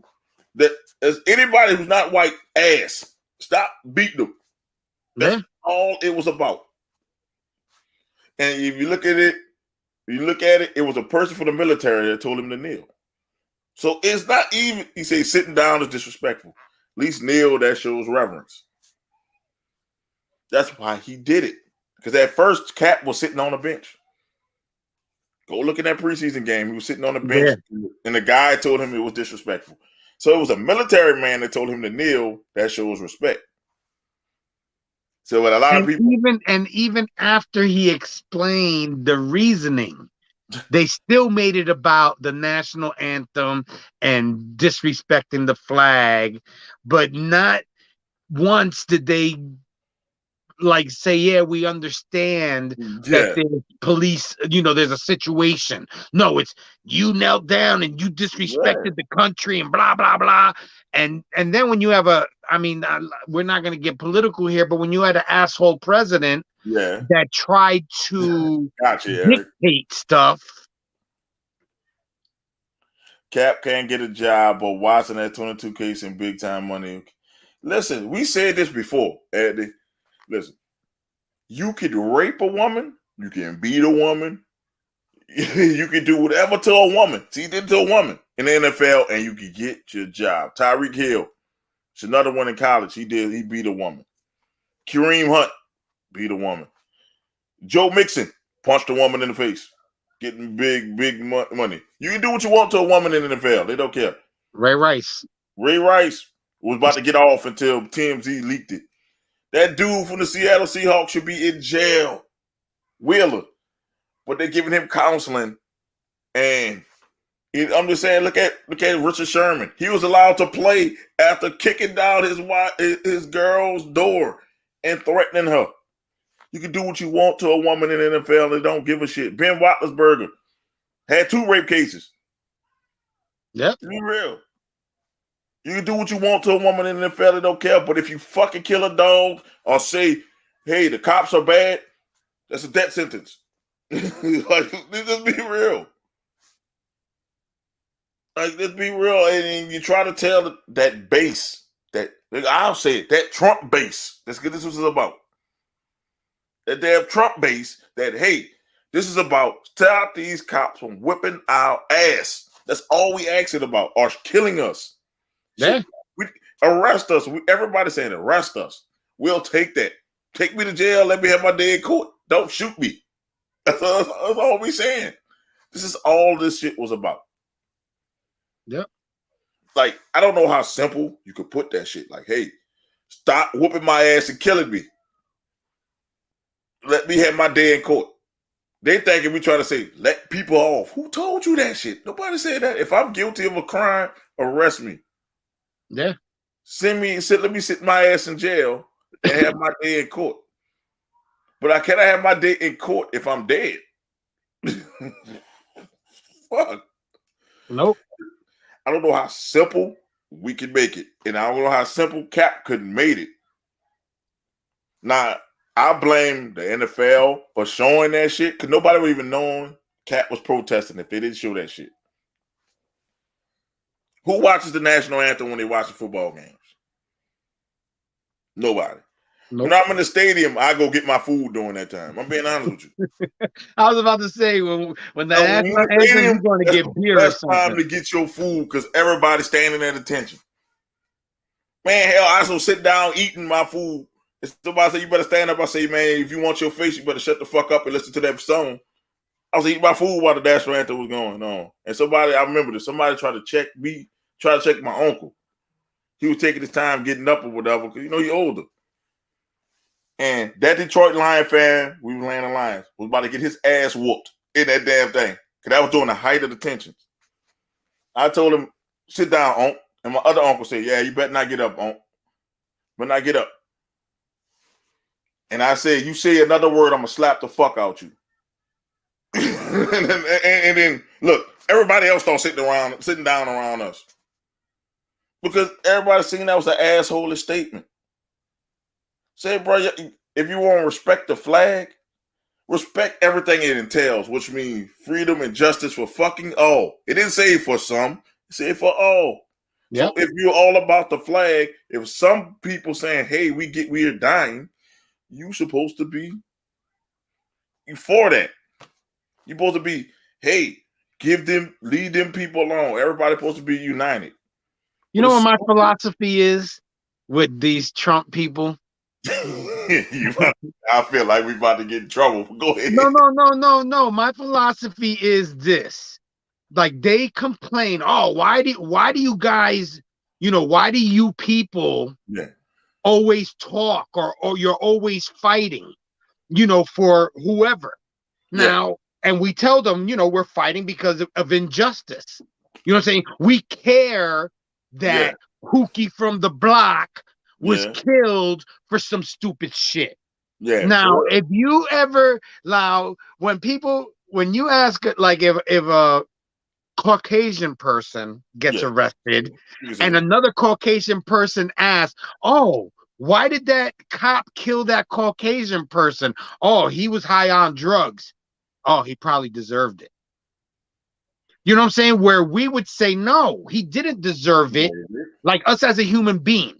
We would say, no, he wasn't going to die. That's the thing. First off, I seen a drugged up white guy beat the shit out the police. Naked white guy beat the shit out the police. And they refused to pull out their guns. He beat the shit out of them. You take your hands out of your pocket, they're pulling 9 bullets out of your chest. Facts. Yeah. So come on. How many people have pulled a wallet out of their back pocket to show ID and got shot? But yet you got crazy, Opie over here doing some crazy shit, and you got 8 officers trying to wrestle him down. So you can't do the same thing? Exactly. You know what I'm saying? Or if they do arrest you, they fucking suffocate you to death. So it's like, fuck. It's like, what is really bad? What has Cap done? Has Cap been arrested for some shit? No. What Cap has done? I say, what Cap? Did Cap fucking abuse of women? No. Did he drink and drive? No. All he did was stand up for what he believed in, and he has no job. How is that fair? People like, oh, he used the wrong platform. That's the only platform he has. Like, you know what I'm saying? He was an NFL quarterback, and he wanted to show when anybody else has a problem and they protest, they don't seem to have a problem with it. You know what I'm saying? But yet, when a person of color protests, a la the back in the day when the brothers threw their fists up in the air, there was a problem with that. Nobody came to me when Tim Tebow was promoting Christianity. What if I wasn't a Christian? Yeah. Wouldn't that be offensive to me? I'm just saying. But it's good Because you know why? If Colin Kaepernick would have said, "I'm doing this for Jesus," they would have said, "No, you can't touch religion." But I'm doing this for black people. It's all people of color, not even black people. I'm doing this for people of color. And now he's a I don't bad have a guy. job. And he's better than 64. That was a good question, though. And he asked another question. I wanted to give all his questions attention. I hope we answered your question, Anthony. Anthony asked another one. Since T.O.'s in the Hall of Fame, do A.B. get a jacket? We answered this earlier. We said he is going to have to wait a long fucking time. His numbers are Hall of Fame numbers. They're Hall of Fame numbers. He probably gonna, like I said, where I guess they got a certain amount of years that you could be on the ballot. He might get on there the last year. Listen, we just finished having a conversation about color and stuff like that. He might not get a jacket at all. The thing is because AB, that's all his own volition. See, this is the shit that pisses me off. I don't want to say it like this, but you have somebody like Cap fighting for us, and then you got people like AB putting us back for years. So it's like, it's like, why should we give them anything? And you got people like AB acting like this. Yes. And people don't get that statement. I used to didn't get that statement when I was young. Like, why should what I do affect what the next person do? But it does. It does, because it's like Cap is fighting, saying, hey, protect us at all costs. And then you got somebody like AB. What the fuck I'm gonna protect them for? And you got people acting like AB. Yeah. And this question goes hand in hand. It's like, does he deserve a jacket because of what he's doing on the field? Yes. But does his behavior dictate he's Hall of Fame worthy? Fuck no. No. So he's not going to get it. They have a code of ethics. The NFL has a code of ethics. That's why all these guys get these little 4 and 5 game suspensions when they do something. I'm putting it this way, but the Hall of Fame is not about what you do off the field. So his numbers say he should be in the Hall of Fame, but he's going to wait a long time. It's going to be a long time because eventually you're going to run out of good players, and you got to put AB in. Or it's going to be when he, passes, and it'll be his kids putting him in the Hall of Fame. Yes, because it's like this. The writers don't like AB. Nope. And that's who's doing the fucking Hall of Fame, bro. It's like the writers and the committee. It's not players who are voting people into the Hall of Fame, because he'll be a first ballot Hall of Famer if the players was to do it. That's why I think the players should do the Hall of Fame, not somebody who never played football before. These fucking writers need to get the fuck out of here with this shit. Because they got so many people, football, basketball, baseball, that are in the who in the Hall of Fame that don't deserve to be in the Hall of Fame, and then there's people who's out the Hall of Fame that deserve to be in it. The Hall of Fame is becoming a joke. Yeah. Like, if you balled out on the field or on the baseball diamond or on the hardwood, you deserve to be in the Hall of Fame. I don't give a shit what you did off the field, because it has nothing to do with off the field. On the field, that's all that matters. And on the field, AB is a Hall of Famer. If he's not a Hall of Famer, you got, like I said, you got to take out Lynn Swann, Lance Allworth, and the rest of these people that don't have his numbers. Yeah. Numbers. The Hall of Fame is about numbers. Yeah. Strictly numbers. Nothing else. Facts, feelings, all that don't. Facts and feelings are different. Numbers never lie. I tell this to anybody. Numbers never lie. And his numbers are Hall of Fame worthy numbers. Definitely. His actions are not Hall of Fame worthy. But that we're not worrying about his actions. It's just numbers. See, that's what I tell people. Facts and feelings. You got to worry about facts and feelings. See, a lot of people want to use their feelings to talk about a player more than facts. Like, people hate Brady and they shit on him. He's the greatest quarterback of all time. I'm sorry. He was 10 Super Bowls. Yeah. I'm like, shit. There's some teams who never been to a Super Bowl. This man been to like 10. Yeah. No, 7. No, he been to 10. He lost 3. He won 7 and lost 3. He's been to 10. He been to more Super Bowls than the Lions, than the Browns, than the Saints, than a couple other teams. The Jets. The Jets. He been to the Super Bowl more than teams. And people talk about This person better than Brady. Nobody's better than Tom Brady. That's the fucking goat of football. Even better than Joe Montana never lost, but Joe Montana never been to 10 Super Bowls.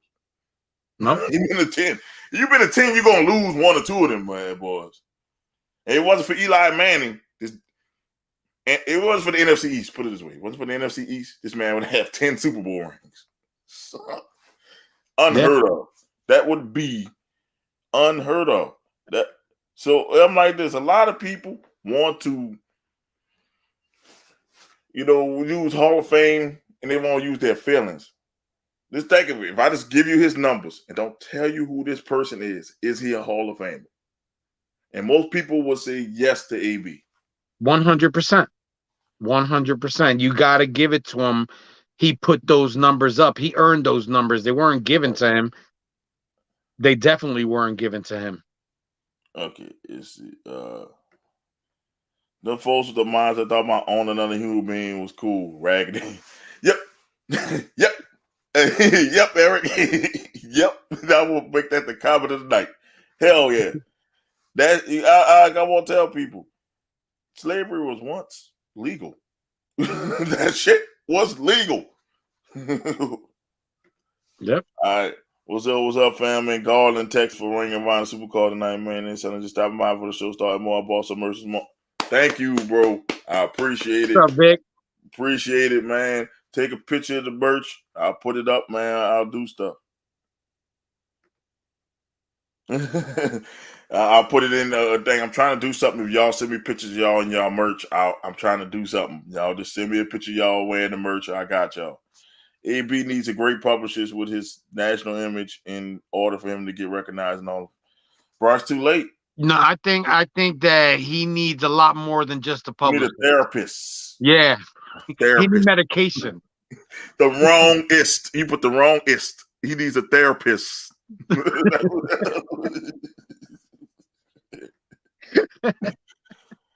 Because T.O. got in because he's literally getting in. Other athletes had with him in Broadway, and he was around football on podcasts, depending on how he left it all on the field. I'm going to say it like this. T.O. got in because his numbers. He should have been first ballot. That's why he was mad. That's why he didn't attend the Hall of Fame thing. He should have been a first ballot Hall of Famer. Yeah. And see, if people let their feelings take over the facts. Like I say, facts over feelings any day. Because facts is this man played on a broken leg in the Super Bowl. He did a freshly healed broken leg and got 100 yards in the Super Bowl. It wasn't his fault he lost. They lost. Donovan McNabb choked. We're going to be real. T.O. Did T.O. ever do anything illegal? No. So did T.O. ever, like I said, he never threw nobody under the bus. Think about it. He never really threw anybody under the bus. Now, internal shit is internal shit. He was a showman. He was a showboat. Yeah, he was a showman. A showboat. So was Deion Sanders. Pull out the what do you call it? The Sharpie from his autograph. The ball. But Deion Sanders was the ultimate showboat, and he's held in so much reverence. Deion is a different beast. I'm just saying, numbers wise, T.O. was a different beast. You look at it, it's like it's the same player, opposite side of the field. But you could put Deion in the Hall of Fame for D-back. You could put him in there for kick returning. You know what I'm saying? Like he could be put into the Hall of Fame for multiple things. T.O. is I just saying the receiver wise, I'm saying it's the same player. Explosive player who's a showman. So what? I'm a showboat. You don't want me to showboat? My old coach used to say, "Don't allow me in the end zone if you don't want me to showboat." You don't want him dancing on the sidelines? Stop him. Nobody could stop T.O. So it's not T.O.'s fault why he's, why he showboated. If you stop him, can he showboat? No. So if T.O. was like Jerry Rice and just handed the football off, he'd have been the first ballot Hall of Famer. And is that fair? No, that shit not fair. Nah. Because he was the second coming. When I tell people Eli just threw the ball up, he put it in God's hands. Yep, it's above me now. That's all he did. Eli, and I know Izzy, if he was here, Izzy would tell you the same thing.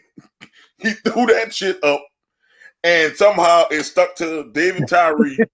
Nobody knew who David Tyree was until he hit him in the helmet. Because if he dropped that catch, if he drops it, first of all, Eli should have been sacked on the play. Yeah. He broke away with a sack. I'm like, I didn't think Eli had that in him. And then Eli throws it in the air. Because if he sacked on that play, game over, undefeated season. Yeah, pretty much. No more Miami Dolphins popping the champagne. Undefeated, the greatest team ever. They've been the greatest team ever. And then the second Super Bowl, he throws another one to Mario Manningham. It was like if he was off an inch, Manningham would have been out of bounds. Yep. So if it's for you, it's for you. And then the Eagles game, they just got, Brady fumbled the ball the last, that sack. So if Brady never fumbled, I think the Patriots won that one. Because nobody was stopping nobody in that game. So man, y'all I'm glad I'm liking interaction, man. I'm liking interaction. We're gonna talk about one more thing. Is just, we're gonna talk about this here, who's the best player in the world in basketball now? They had a game last night, boy. That game was off the hook. That game was. These two are the two best players in the world right now. And I was on the fence about Giannis. Giannis, I think it's still KD, slightly the best player in the world because of his game and his skills, but Giannis is coming. By next year, it will be Giannis. There's not many people that can stop him. Next year, it will be Giannis to be the best player in the world. Did you see the dunks he was making? Shit. Did you see how high his hand above the rim? He was putting the ball in. He wasn't even dunking it. He was jumping up and just like dropping it in. Oh man, thank you. Thank you, Anthony. I just wanted to tell him that, man. Look, just like, subscribe, and look, tell people about us. He said Giannis that dude now. He that dude, but KD still that bad. Yeah, he's still that bad. It was one-on-one. Giannis is not beating KD because of the three ball. Like going twos and ones. But I'm just saying, soon, because Giannis ain't in his prime yet. KD is in his prime. Giannis will be Shaq-like. And when I say Shaq-like dominance. Like, you can't stop. It's funny that you say that because I watched a tape. Was maybe taped a couple of days ago, and Shaq said they were trying to say that if Shaq played now, he wouldn't be good. And Shaq was like, "I ran the floor. You know what I'm saying? I could take the ball like Giannis, come up the floor and dunk it on you." Shaq would average 60. Close. Listen. He would get the ball every time and just look. There's a picture online when he played the Nets. He dunked on 5 people. When he was in Orlando, he was a beast. Shaq would average 60 in this game. It would be like what Giannis is doing. Yes, Giannis is doing exactly what Shaq did in the 2000s. The only thing is Giannis could shoot the 3, and that's Shaq the only difference. Giannis is starting to shoot the 3 better. Yep. But take that out. Giannis is just getting the ball and say, you know what? Stop me. I'm going to dunk on you. Yep. That's what I don't care who it is. I'm dunking on you. There's not too many people that can slow him down. Maybe Embiid from the Sixers. No, Embiid can't handle Giannis right now. No, right now, no. Right now, Giannis is at the top of his game. Giannis is on another level. But it's still KD because what I saw last year, the playoffs. Listen, KD noticed the regular season and he coasted. Not coasting because they went to overtime. That was, I think they wanted that win last night. They wanted it, but KD still only had 26. We seen KD when he gets on fire. Oh yeah. You can pretty much forget about it. He walking up with ease. Don't care if it's 3-4 people in there. KD gets on fire because KD was trying to facilitate last night. He led the game in assists with 11. So if KD wanted to score, it was over. And it's like the last shot KD made, it just lipped out. He almost won the damn game. That's what a lot of people don't realize. He almost got, and the shot that he missed before they went into overtime. Yeah, that went in and out too. In and out. It's like KD misses are not like, damn, they're makes. They're like this close to being a make. Yeah. So them two are 1 and 2. I don't want to hear this shit about LeBron. He's not in the conversation. Listen, the Lakers are they lost when they lost the other night to Dallas. They dropped out of the play-in game. So if they don't, they have to win. They say this last or ESPN. They have to win 4 of their last 6 games, and the Spurs have to lose 4 of their next 6 games for them to win to get the play-in game. If they don't make it into the playoffs, that Laker team needs to be dismantled. Nobody wants them. So they go. Giannis just ran to the rim and got fouled. He was like, all 14 to 19 free throw. All you have to do is run to the rim and get fouled. That's free points. But hey, that's part of the game. That's all Shaq used to do. Shaq used to get to the I'm gonna dunk on you, get fouled. I'm gonna dunk on you, get fouled. Well, Giannis can make his shots. Now, I'm gonna tell you this way. It's a difference. KD is the best ball player, but Giannis is the most dominant. It could be one and the same. It could be both. Yeah. It could be both. I could agree with that. It's just like back in the day, Shaq was the most dominant, but might not have been the best player. You get what I'm saying? Like Kobe was the best player sometimes, and then Shaq was the most dominant. Or Jordan was the best player, but Shaq in that era was dominant. Yes. He was dominating. Like you gotta understand, you got people that was dominant. Like in even Wilt era, they were dominant. They had people who were dominant. And thanks for joining us. Doc has made an appearance. Doc is here. Doc. Yo, what's going on? What's going on, fellas? What's up? What's going on, Doc? I'm just saying, it could be, I was just saying, KD is the best player, but Giannis the most dominant. So that's 2 different things. Like, skill-wise, KD is better than Giannis in any skill, except dunking. Yeah. But dominance is dominance. And Giannis is dominating. Your thoughts, Doc? So you're asking the question of who's the best player in the world. Yes. So I'm going to answer that in the manner of is asking right now. And right now, Giannis has been available. Giannis has been in the MVP conversation.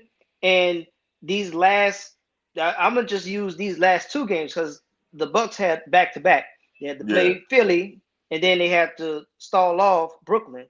So right now, I'm going with Giannis for the mere fact that Giannis handled them both, and he's been available as opposed to KD.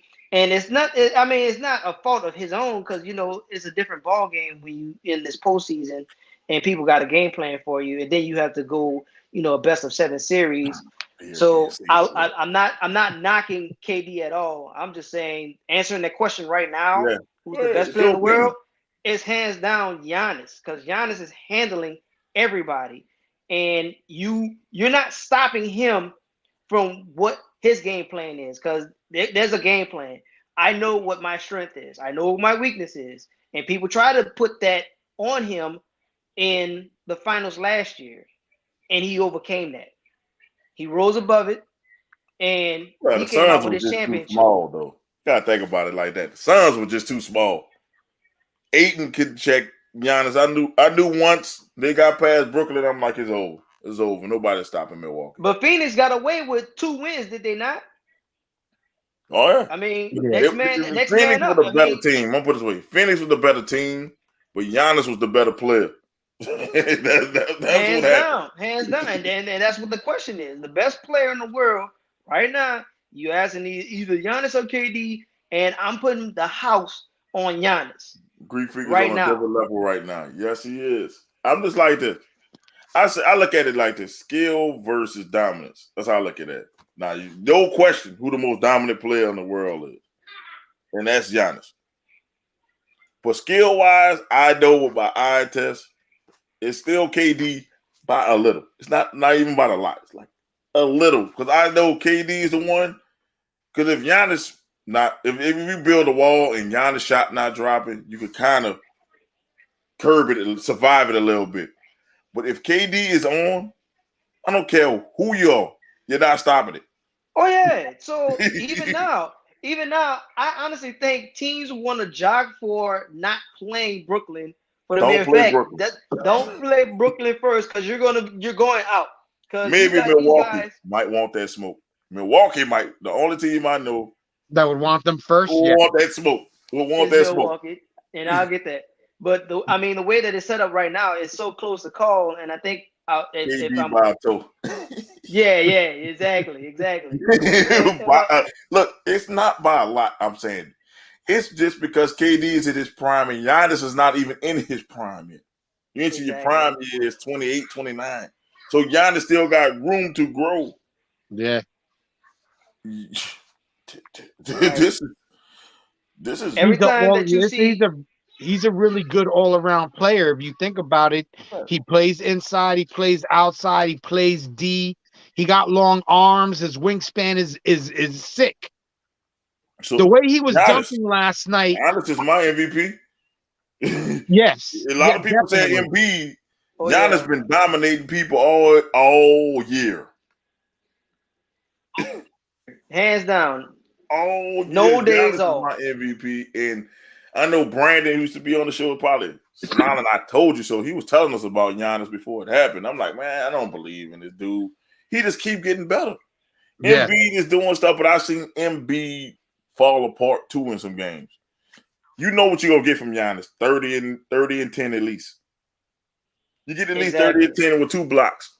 My thing with Giannis was when I first seen him take over games, it just seems like he got away with how they play in the modern era. Yeah. And I'm like, okay, I don't really see his skill. But now that he's kind of refined and you literally see him take over games. Not a bad pick. Yeah, Joker. That's not a bad. You can't go wrong with the Joker.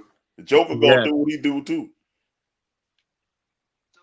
And I'm kind of loving how the game is, transforming, morphing back to, big man ball. Yeah. And with Giannis literally takes over a game. I've seen it on more than one occasion, and that's before we got to this finals and before we got to him being at the MVP level. Yes. You will see him take over a game, and he'll once he put his stamp on it, there was no stopping it. See, look, I used to say this in this game, and people were saying threes win. I said, no, if you get you a dominant big man in this, because nobody know how to rebound anymore. You get you a play defense. If you get you a dominant big man that can control the paint, you will be successful. All the threes gonna stop because they're gonna be too tired trying to stop you on the offensive end. Them are easy buckets for Giannis. See, and I'm not knocking, and I mean I don't want to get off topic with Steph, because Steph changed the game with that, but Steph has been doing that since birth. He's been bred to be this type of shooter, and everybody looking at it, the way he makes it look effortless, it makes people be like, you know what, I'm going to the gym, I'm gonna start that, I'm gonna start doing something like that. But God-given. He has molded himself. He's been like that since birth. And with Giannis came in the way. Giannis started watching basketball in his early teens. He was like, you know what, I like this. And then he came up with the mindset, you know what, I'm gonna be a basketball player. And I mean, he literally, from the time he was in his preteen, so I'm gonna say 12, 13, until now, he literally works at his craft. And you've seen the improvement every year. Look at his body, though. He came in the league like KD. He looked like KD. And then this dude put like 50 pounds of muscle on. Like, dude, like he already ahead of the curve that Jordan was on. Because Jordan was skinny beanpole and then Jordan got that muscle. But he got that muscle on that big frame. See, Yeah. 6'11" muscle. So you're not going to deal with that the whole game. If he's dunking on you the whole game, that's tiring. So about the fourth quarter, Giannis got you tired. And he's just getting more and more energy. And that's how he beat you. And I say, that's how you beat a three-point team. You just fucking just keep pounding their ass. Because you only down, just think about it. If you trade threes for twos, you only down one. Exactly. And then when the threes start missing, I'll keep hitting my twos. I keep hitting my twos, and I'm beating. And then people thinking that he's weak on his free throws. I mean, it made sure that statistically. But one thing you're doing is slowing the game down and giving him a breath. Because he's going to take advantage of these 10 I got 10 seconds. Guess what? I'm going to use 9 of them. I'm going to line this shot up. I'm going to do what I got to do. I'm going to get this breath. And then I'm going to be ready. Because guess what? You're going to call this timeout. As soon as I nail this last free throw, timeout, even extra reps. So I took these 9 seconds out of my 10 that I needed. Timeout. That's going to give me an extra 30, 45. Brother, I got me a minute to win. And I'm already built with the cardio. So, nice try. It will be Giannis's league. It's coming. I'll give it by next year. It's be Giannis's league. And then you're going to try to find somebody. They're going to try to find the next person that looks like Giannis. See, you know it's a copycat league. But you're not going to find nobody that looks like Giannis. Nah. It plays like Giannis. See, it's a motor. Giannis has that's why I told people we had did a topic, 2 weeks ago. Could Giannis play in the 90s? Hell yeah, Giannis can play in the damn 90s. He's showing you he can play in the 90s. Oh, yeah. Charles Oakley. He would dominate you. He would dominate Oakley. Because Giannis can dribble, Giannis can pass, and he's strong. And because he shoots from the outside, he spreads the floor. He would take Oakley off the dribble and dunk on anybody else in there. I'm like, Giannis, there's certain players that can play in the 90s with their mentality, and Giannis has that mentality. KD can play in any era, even though he's bony. He's just a baller. You got people like Giannis that can play. You know what I'm just saying? I don't like LeBron's mentality. That's why I say he could survive in the 90s, but his body could play in the 90s. If you put his body could play in the 90s, but his mentality is something different. Like, would he be the same player with that mentality? He doesn't have that killer instinct. Giannis has I'm going to kill you instinct. That's what I tell people. It's like, I'm going to kill you. It don't matter. I'm going for you. And only certain players had that instinct. Kobe had that instinct. Mike Jordan had that instinct. Like KD has that instinct. You know what? Iverson. I'm going for it. Iverson. Yep, Iverson. Not every Reggie Miller. He had it too. Yeah. It's like certain players have that. You know what? I don't care. Give me the ball. Zeke. Yep. Yeah. Look, Zeke will kill his own mama for a win. Being real with you. He didn't care. He played on one ankle and dropped 26. About to say, you seen Zeke rip his ankle apart. Say, guess what? I'm gonna get this win though. I'm getting this 26. Don't worry about it. So I'm just trying to tell you, Giannis is on another planet right now, man. And he's only gonna get better, like you said. He hasn't even. He said, I guess he meant Kyrie. Yeah, he meant Kyrie. Kyrie sometime. Have it, but he gotta get his stance out the way. You know, he gotta look. Kobe would have took the shot. Kobe would have took the vaccine. Kobe ain't missing no games, man. Nope. Kobe heard his whole right thumb and said, "You know what? I'm just learning how to shoot with the left hand. That's all." Yeah, Kobe, Jordan, and all these other people would have took that fucking vaccine. I ain't about to let those shots stop me from winning. Look, it could kill me after the season. That's what the fuck they would have said. I can't kind of put him in there because he put his stance over winning the game. Even though Kyrie can take over at times, he's not there. Brooklyn would have been better off in the standings if Kyrie would have got that shot. Yes. Because they are a better team when he's on the floor. I just say, whoever number one, if it's not Milwaukee, they losing. I'm telling you, bet the house on the Nets if it's not Milwaukee. Because they upsetting whoever number one. If Milwaukee keeps playing the way they're playing, they're gonna be number one in the East. Yeah. Brooklyn pretty much bet on though. Brooklyn bet on saying, guess what? We understand that they have these procedures in place, but at the end of the day, we're still going to win games. And whoever sees us, let's say, for instance, they're going to be on the road, and let's say that they didn't face a New York, located team, based team.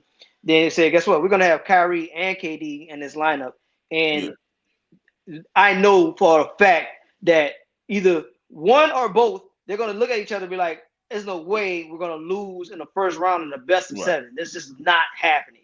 Nah. So, but you said the NBA is a copycat. I keep in the NBA.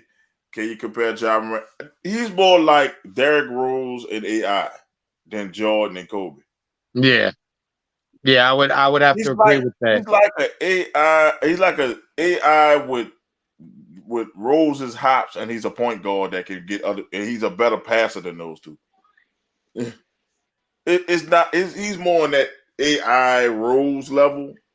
Than I don't see him at a Kobe level. No, not yet. Could he take over a game like Kobe or Mike? Yeah, he not could. Right. Maybe not right now. Not maybe ever. I seen it. He could take over a game, but it's more on that AI Mike level. used to take over a game against teams that actually were good. Yeah. You know what I'm saying? You got to be able to take over the game against a good squad, not against the scrubs of the league. I'm just saying he's a point guard, so he's more of a point guard than those that we named because he actually can pass the ball. So he's actually a great passer. But he has a killer instinct too, because I seen him trying to catch bodies. Oh no, yeah, he goes up there with no regard. So, I mean, I'm glad that you all can, because I can't see Ja compared to anyone this early. Like, he gives me early resemblance of D Rose. However, I mean, D Rose was a lot more aggressive than Ja is right now. Yeah. So I kind of see Ja as being his own guy right now. So me personally, I don't see someone to compare him to as of right now. I'm just saying his elements of his game, not like him per se, but the elements. He got a little bit of this person, a little bit of that person. You mix it up, you get Ja Morant.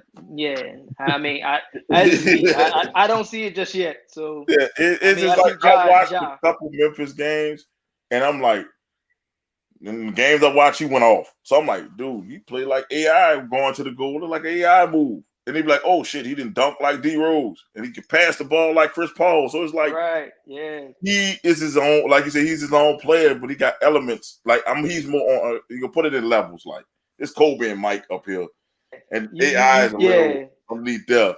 His skills could be, in between. You know, I see him as a creative player on 2K. Like he just, like you said, like he'll give you flashes or something else. Like he'll go up. Like he's get ready to body a guy, but then he'll dish it off and it's a dime, and you're like, wow, like it moves so fast. It's like, wow, like they play with each other this long, like that camaraderie and that chemistry is just instantly there. Dangerous, dude. Memphis is gonna be a dangerous out. Oh yeah. Could they play defense? Exactly, and that's why they're top 4, and no one's talking about that. I think you need to watch out for that. And I tell people, like, when the playoffs come, the teams that's going to advance is the ones who play defense. And it's not the ones who can shoot your lights out. It's the ones to stop people, because after a while, you start game planning for people and they get best of 7. It's going to be defense. You're going to have to stop somebody.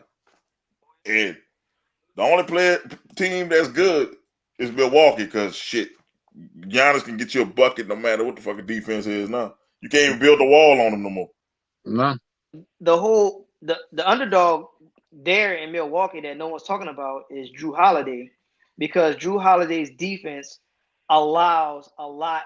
It gives Giannis it gives him space, and it allows him to work the way he needs to work.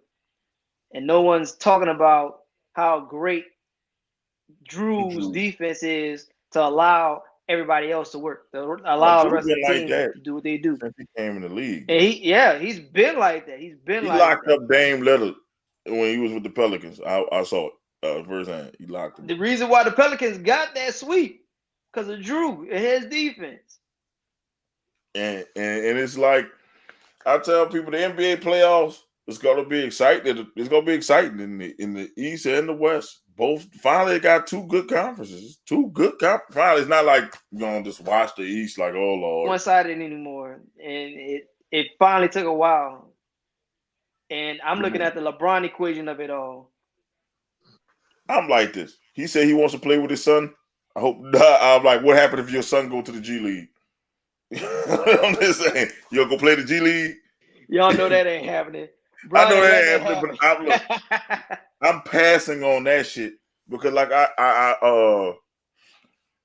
saw this thing. LeBron is a team killer everywhere he goes. Like he left Cleveland the first time. Cleveland sucked ass. Like he drains it, not because he's just a great player. He drains it by all the old people he bring in. They died. He went to Miami.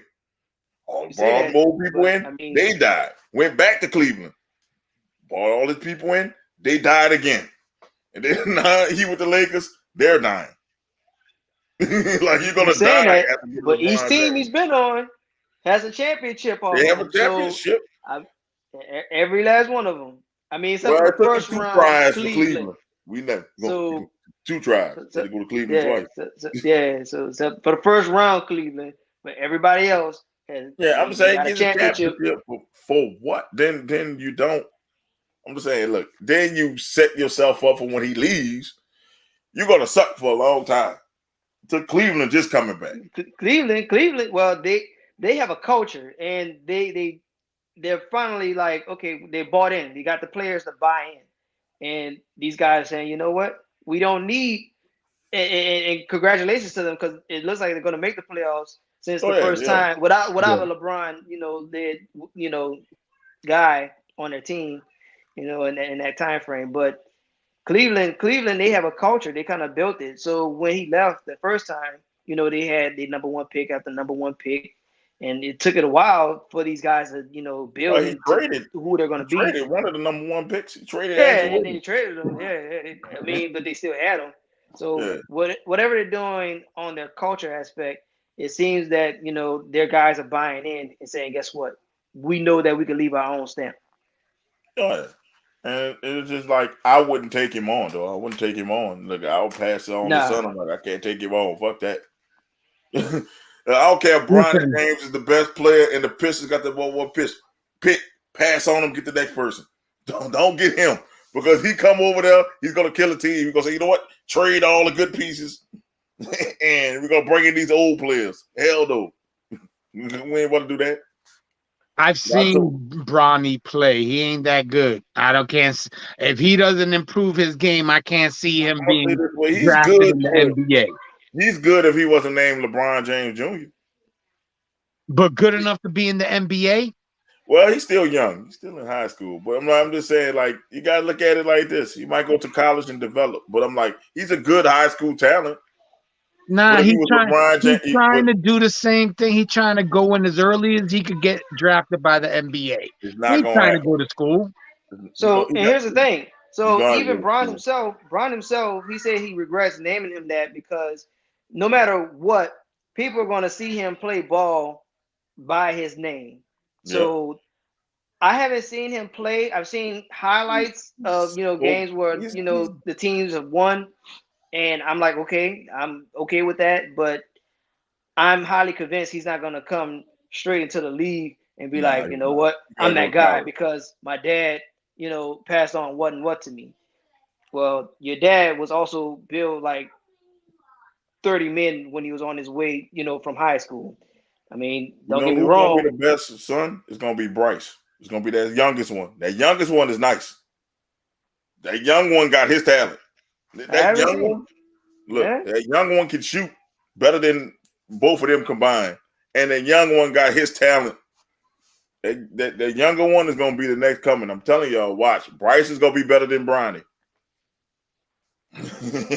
And I'm telling people, y'all hitting on the Venom and Smoke. Bryce is gonna be better than Bronny because I saw Bryce play. I'm like, Bryce hitting shots that I'm like, what the? Bronny did a move. I'm like, damn, that shit look just like his dad. There's two other cats that play because Bronny plays on one of those, number 1, number 2, number 3 high schools in the United States. There's two other cats on his team that are better than him. I don't know their names offhand, but I saw some tape on them. They play a lot better than he does. And here we go. We got one more, but you know what? My Pistons had Doc Rivers questioned hard again. Hard to get questioned again. He getting questioned again. Yes, sir. Hey, oh, yeah. Like I say, I want to tell 76ers fans, I told y'all so. I told you, James Harden is what he is. Without Embiid, James Harden is what he is. I try to tell y'all, he don't play defense with a defensive-minded coach. I told y'all I was a bad trade. I told y'all, bad trade. Yeah, if you talk to Philly fans, a month ago, they was on top of the world because they was playing these old bottom dwellers of the East. Well, and you they lost had these to people convinced. bottom dweller last night. They thought. They thought. Nah, because Detroit, they're giving us glimpses. And I got mean, Marvin Bagley. The thing is, Marvin Bagley is playing out his mind. and I'm like, whoa, what was Cade this? Cunningham is putting on shows. Yes, he is. He almost beat the Nets by himself. And I'm watching. I mean, unfortunately, we're not their market where we can watch their games, but from their highlights, I'm catching up. I'm catching up with their highlights. I'm like, whoa, this team got glimpses. I mean, some real nice, polished glimpses. I watched Detroit Pistons game. Shout out to Izzy. Nefarious means. Nefarious means. That's how I'll be watching it this weekend. Yeah, I'm just saying, man. I laugh because Doc Rivers threw him under the bus just like he threw Ben Simmons. How long you give Harden with the Sixers before he try to force his way out? He got to make this work because he can't do it because he already banked everything saying, you know what? I'm doing it to this East franchise. It's a big market. I'm forcing my way out of it again. He is dedicated. He's married to Philly right now. He can't do it. If he does that, then you can say goodbye to the Hall of Fame. You can say goodbye to, I'm not saying endorsements, but as far as what his market is and people buying shoes, people are going to be off that. Like, I don't care what he does. I don't care who he hangs with. I don't care if he gets married to Lil Baby tomorrow. It's not working. He can't do it. He has to stay in Philly, and he has to do something. I mean, it can't be a first round out. You can get to the Eastern Conference, hopefully, prayerfully, without getting in the way of Brooklyn. Because if you play Brooklyn, it's gonna get nasty. It's gonna get ugly. KD dropping 60. Brooklyn. I see Brooklyn just running all over them. Sweep. It's gonna be a sweep. If they get Ben Simmons back. If Ben Simmons get back, and no matter where they are, where they're playing, in Philly or in Brooklyn, he's going to bring that defense. And, I mean, he's a 6'10 guard. I mean, you're not game planning for that. And then on top of that, he doesn't have to be the guy. Yeah, they're going to kick the shit out of the 76ers. Don't worry about it. You can end it. You can call it whatever. If they ever play them in the playoffs, they play them in the playoffs, as long as KD and Kyrie there, they are going to sweep them. God bless you and good night. Good night. And I'll tell you what, we mentioned it. We mentioned it when the trade first happened. Brooklyn made out a lot better in that trade. Hell yeah, they sure did. A lot better because Seth has been shooting the ball up too. Seth. Then you got Drummond protecting the rim, and then Ben Simmons ain't even make the team yet. He's not on the team yet, and that's the thing. So you gave up all these players. You gave up a whole bunch of players for this one guy, and this one guy, I mean, he's gonna have a night where he's not gonna show up, and they didn't account for that. Well, I'm like this: the playoffs, he don't show up. I'm just being real. The playoffs, he choked, especially in big games. That's real. But I like what my can't handle big games. I'm just saying, I like what my Pistons did. I got excited. I'm like, man, we showing something. We play good we play up to our competition. But when we play somebody bad, we play down to them motherfuckers. it's just they're young. That's why I told people, beat us up now. Give us 2 or 3 years. Then you're gonna be like, damn, Detroit is back.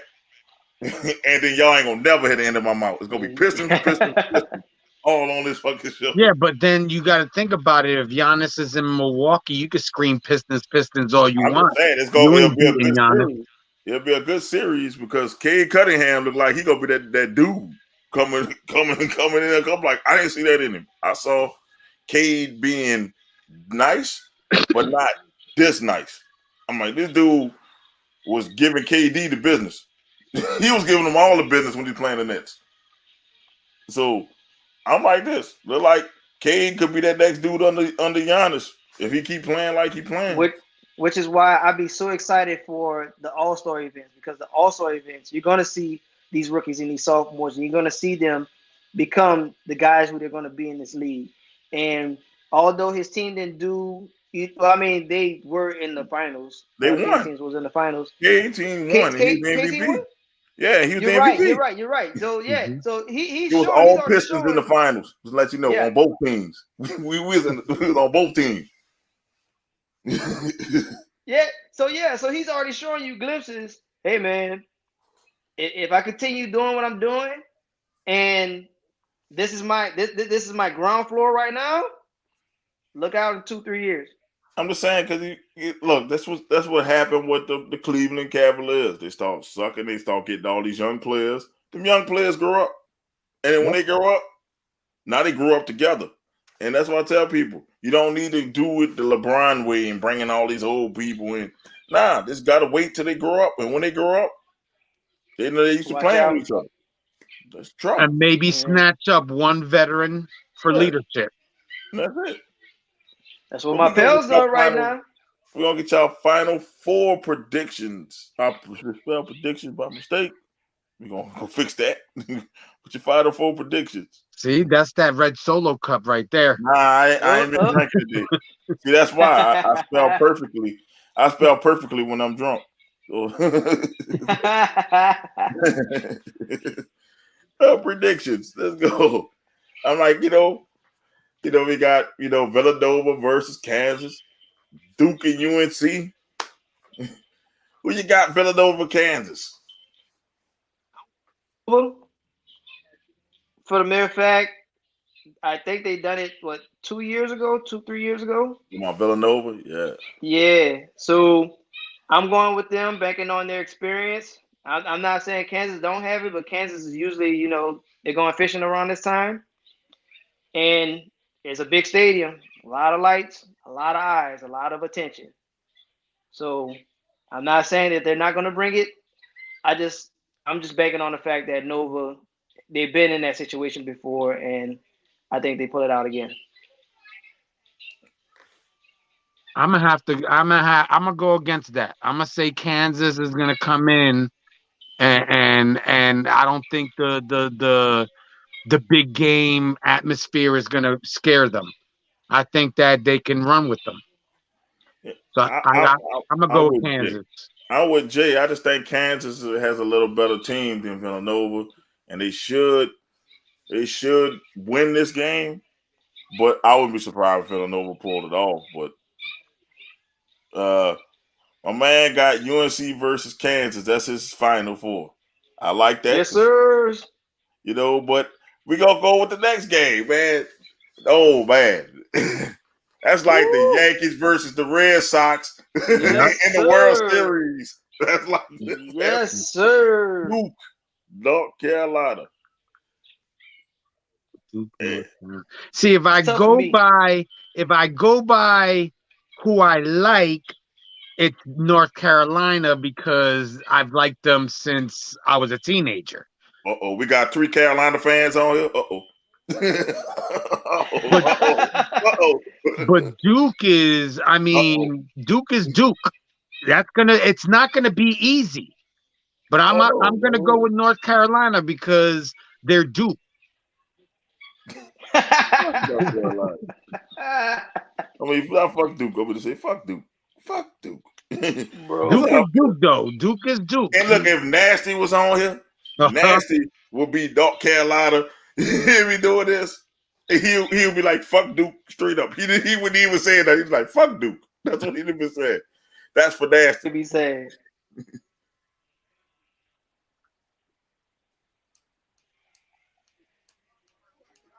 All I gotta do is play the song for you. Come on. It's gonna be North Carolina. We'll be here like a helicopter. Come on, Carolina, stand up. It's North Carolina all day. Sorry, Coach K. Sorry, Coach K. They better sorry, Coach K. You gotta go, baby. Yes, That's the best time for us to get you. Is on the biggest stage to retire Coach K. It's gonna be North Carolina blue all day. I wish I could work my wife's job. I would be in there, swinging shit all over my head, all over the place. Man, I could be the security guard there, bro. I'd have took off my shirt and start swinging all over my head, man. I got out of there. University blue. Out of there. Where you Carolina blue at, baby? Carolina blue. I'm wearing all Carolina blue tomorrow. All sky blue. And I would think that if Carolina wins tomorrow, they'll take it off. They'll win it all. They'll win it all. Oh, hands down. And I'm not just saying that because against UNC. I'm sorry. When it's turning time, I put the house on UNC. And I'm like this. UNC fucking showing me something because they're the only team that can offensive rebound like they do. It's not even just a fan pick. They went to Cameron. They went to Cameron, North Carolina. Cameron Stadium. I'm sorry, Cameron Stadium in Durham. I'm sorry, the Cameron Crazies. Big night for Coach K. Last game at Cameron, and they went there and punched them in the mouth. I'm like, you can't get no bigger than that. You can't. They battle tested. And they took advantage of Coach Davis. I mean, that was Coach Davis' first run saying, okay, this is the big game in Carolina when he was in Dean Smith Center. Oh, I was like, okay. I hope that's not it. I will be pissed the fuck off. Oh, no. This team came together. Came together. I mean, I don't have a bunch of highlights on them, but I don't bet against them. In tournament time, I'm terribly sorry. I'll ride with Carolina to the wheels fall off. Rebounding team in the. There's a reason why Baylor didn't make it. There's a reason. It's a reason. They out rebounding and they punishing people. So if this game is close, North Carolina wins. But if Duke comes out like gangbuster, then you got a point. The game close, North Carolina will win this game. It's gonna be so close. Because the Duke players go to choke because they're gonna have all those Duke players and all these other people there for them.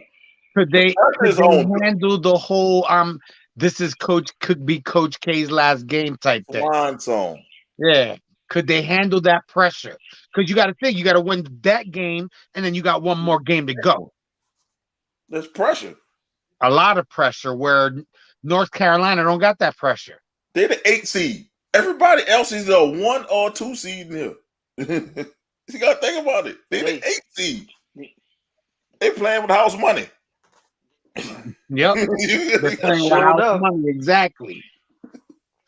They coming in there like with no pressure. Just go out there and play. We don't supposed to be here anyway. We're the 8 seed. Look at it. Kansas is the 1st seed. Villanova is the 2nd seed.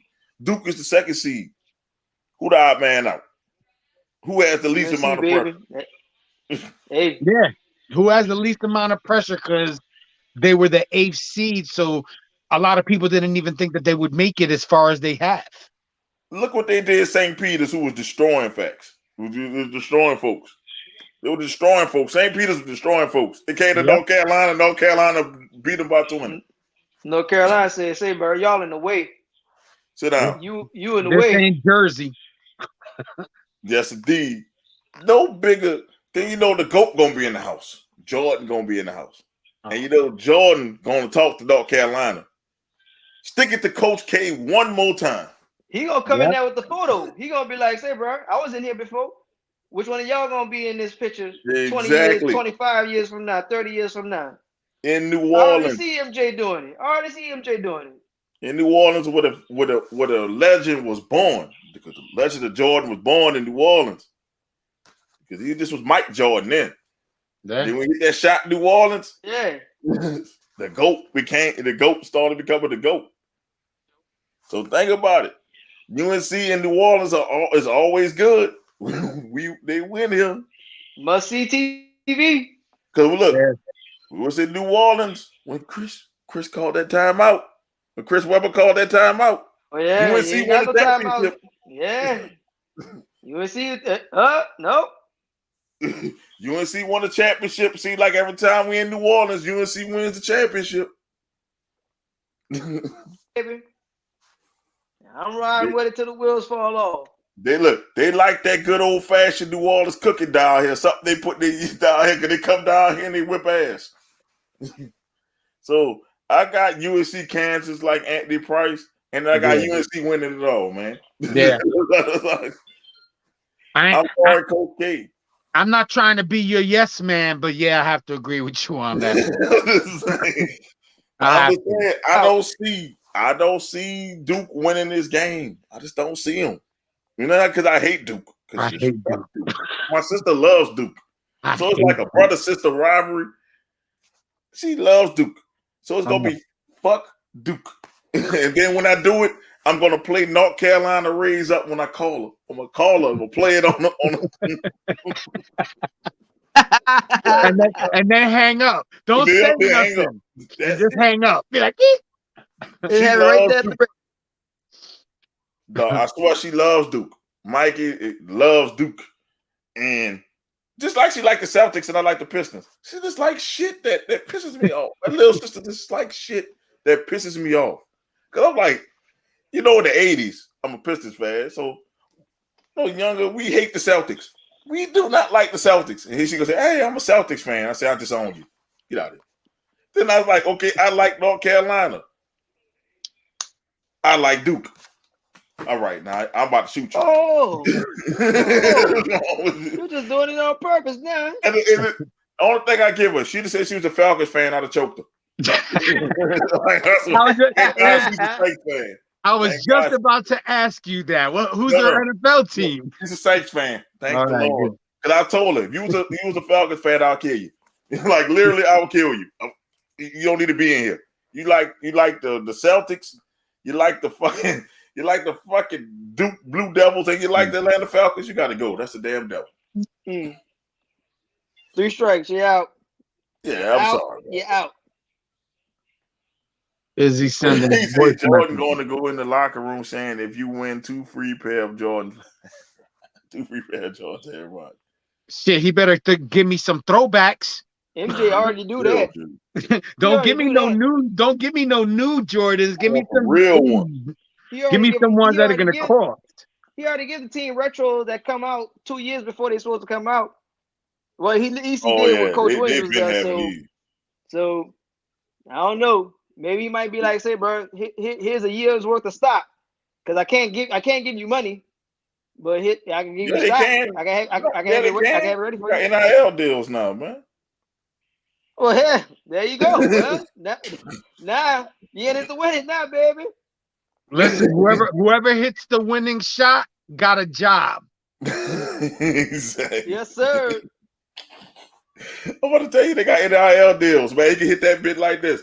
Man, you hit the winning shot, man, that's a meal right there in your account. Right there. Man, look. The one who retires Coach K gets $1 million right now. It's going ham then. I'm going, pass me the ball. It's going ham. Pass me the rock. Manager, say, brother, what jersey number they got left? I'm going to hit this shot for him. Man, look, I'll take number 99. I don't care. Give it up. I don't care what it is. You put me a 00.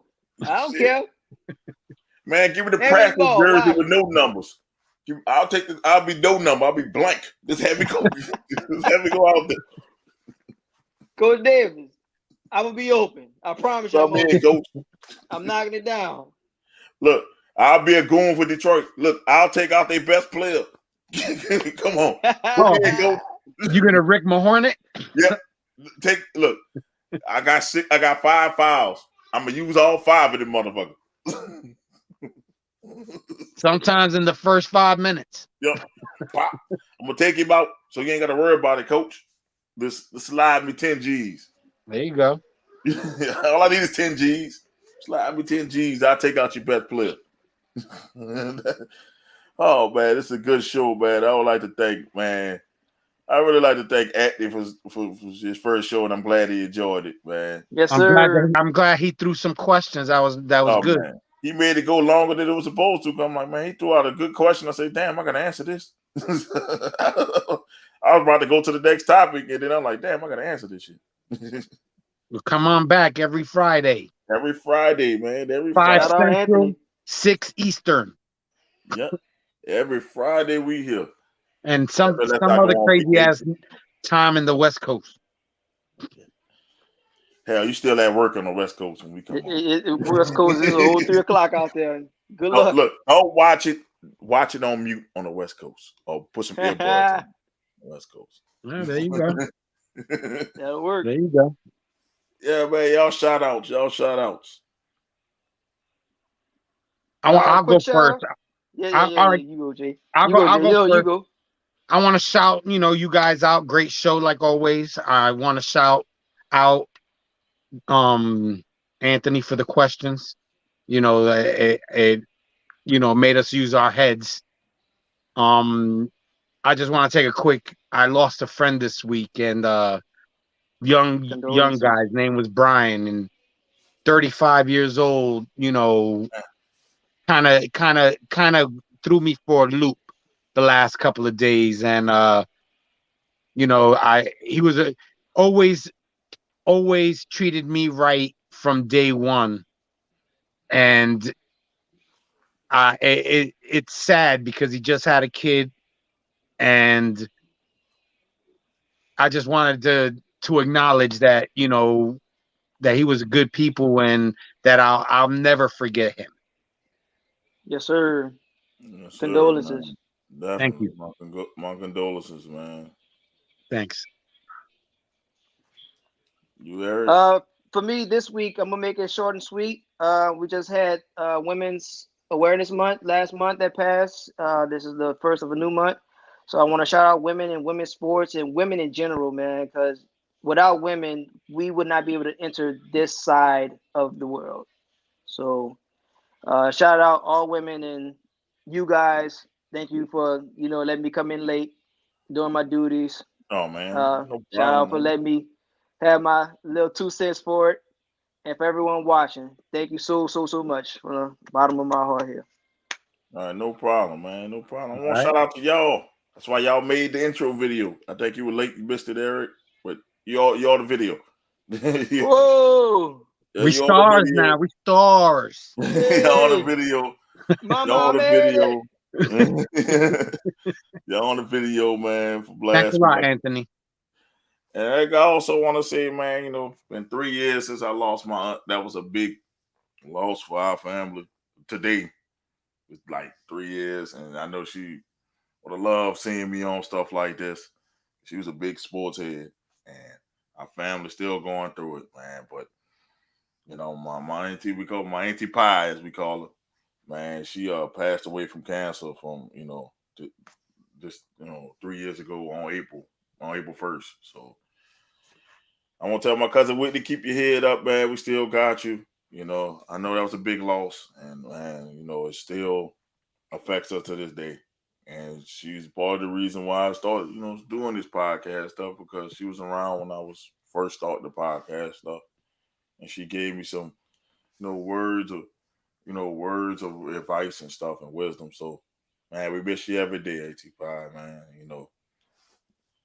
I know you're still with us. So, man, I would like for you to get emotional. Never forgotten. Yeah. You're never gonna be forgotten, man. That's the one who taught me that right. That's why I'm undefeated in the psych war. She taught me how to squabble, man. That's the reason. She's the reason why I'm the undefeated champ, baby. Never lost. Pie told me, hey, hit him with the nose. Hit him in the nose, they're gonna start crying. You can finish them off.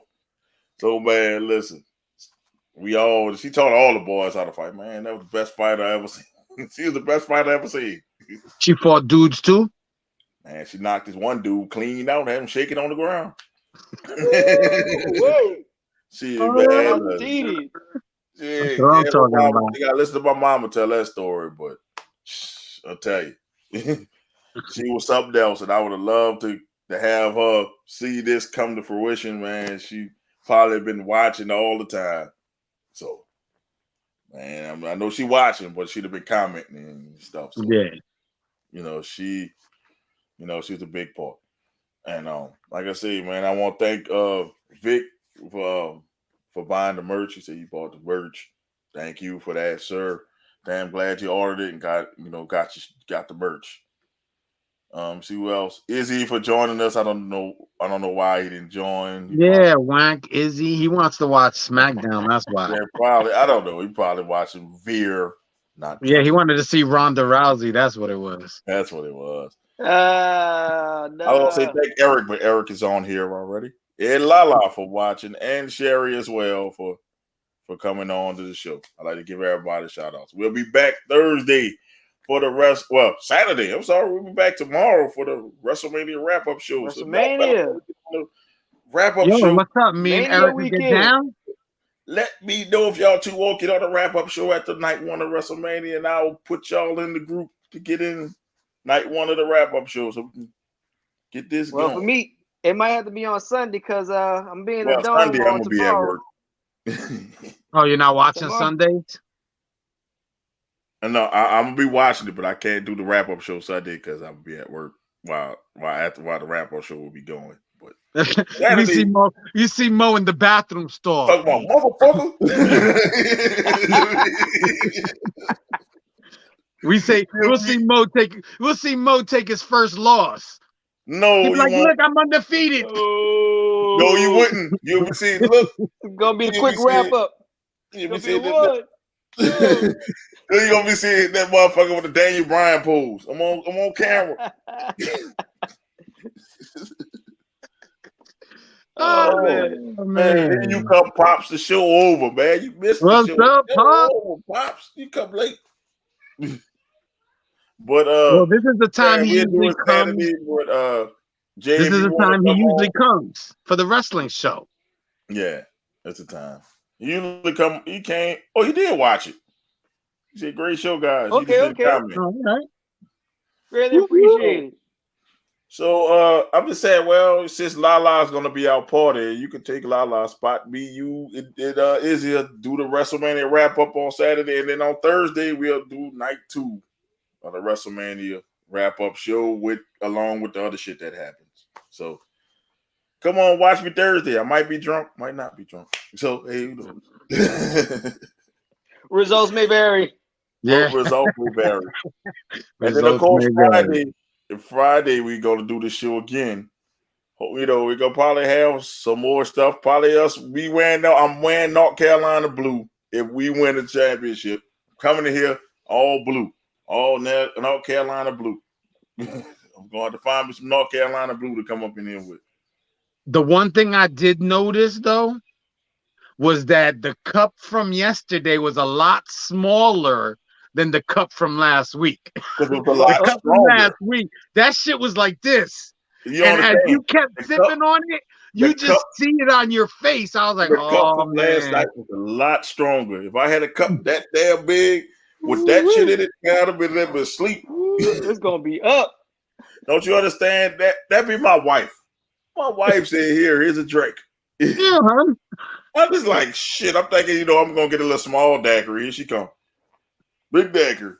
Drake. Yeah, when she bought that big daiquiri last week, I was like, damn, that's a big ass cup. Bro, and then it was tall and fat. And Mo was just like, I was sipping slow, dog. I was like, that shit lasted for 3 hours, man. I was sipping slow as a motherfucker. I'm like, yeah, but you could see your transformation as each hour hit.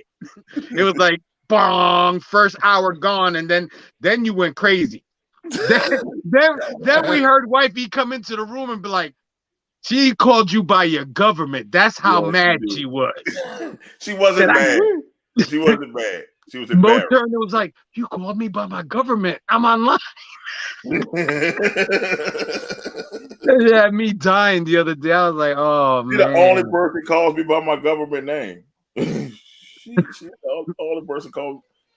I'm like, oh, she called me by my government name. What the fuck? Like, exactly. You broke your neck. She was like, I forget what it was, and then you were like, and your eyes got wide, like, huh? Cause she walks softly, man. I ain't hear her coming on out here. She walks softly. I'm like, what the fuck? But yeah, man, wifey thought it was funny though at the end of the day. So I wasn't in the doghouse. So all I got else to do is just play this.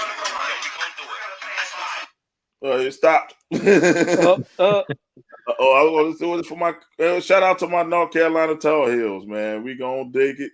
We gonna take it. We gonna roll with it. And we gonna say, Coach K, we gonna put you in. We're gonna put you in the Hall of Fame. You're in the Hall of Fame, but we're gonna take you out. We're gonna take you out. You no longer be coaching. Don't worry about it.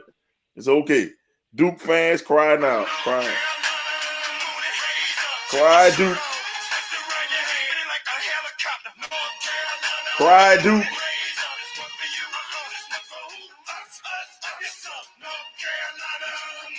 Oh, I gotta cut it before they block me. I was gonna say you better cut it before you get blocked. I'm getting into it, man. I'm getting into it before they block me. But man, this is your boy Mo Young. You got the diabolical hater in Jay, and you got Doc Eric. Man, we'll be back Friday. Y'all holler at us. And tomorrow, if you like wrestling, we'll be doing the WrestleMania wrap up. We'll see y'all then. We out. Peace. Peace, fam.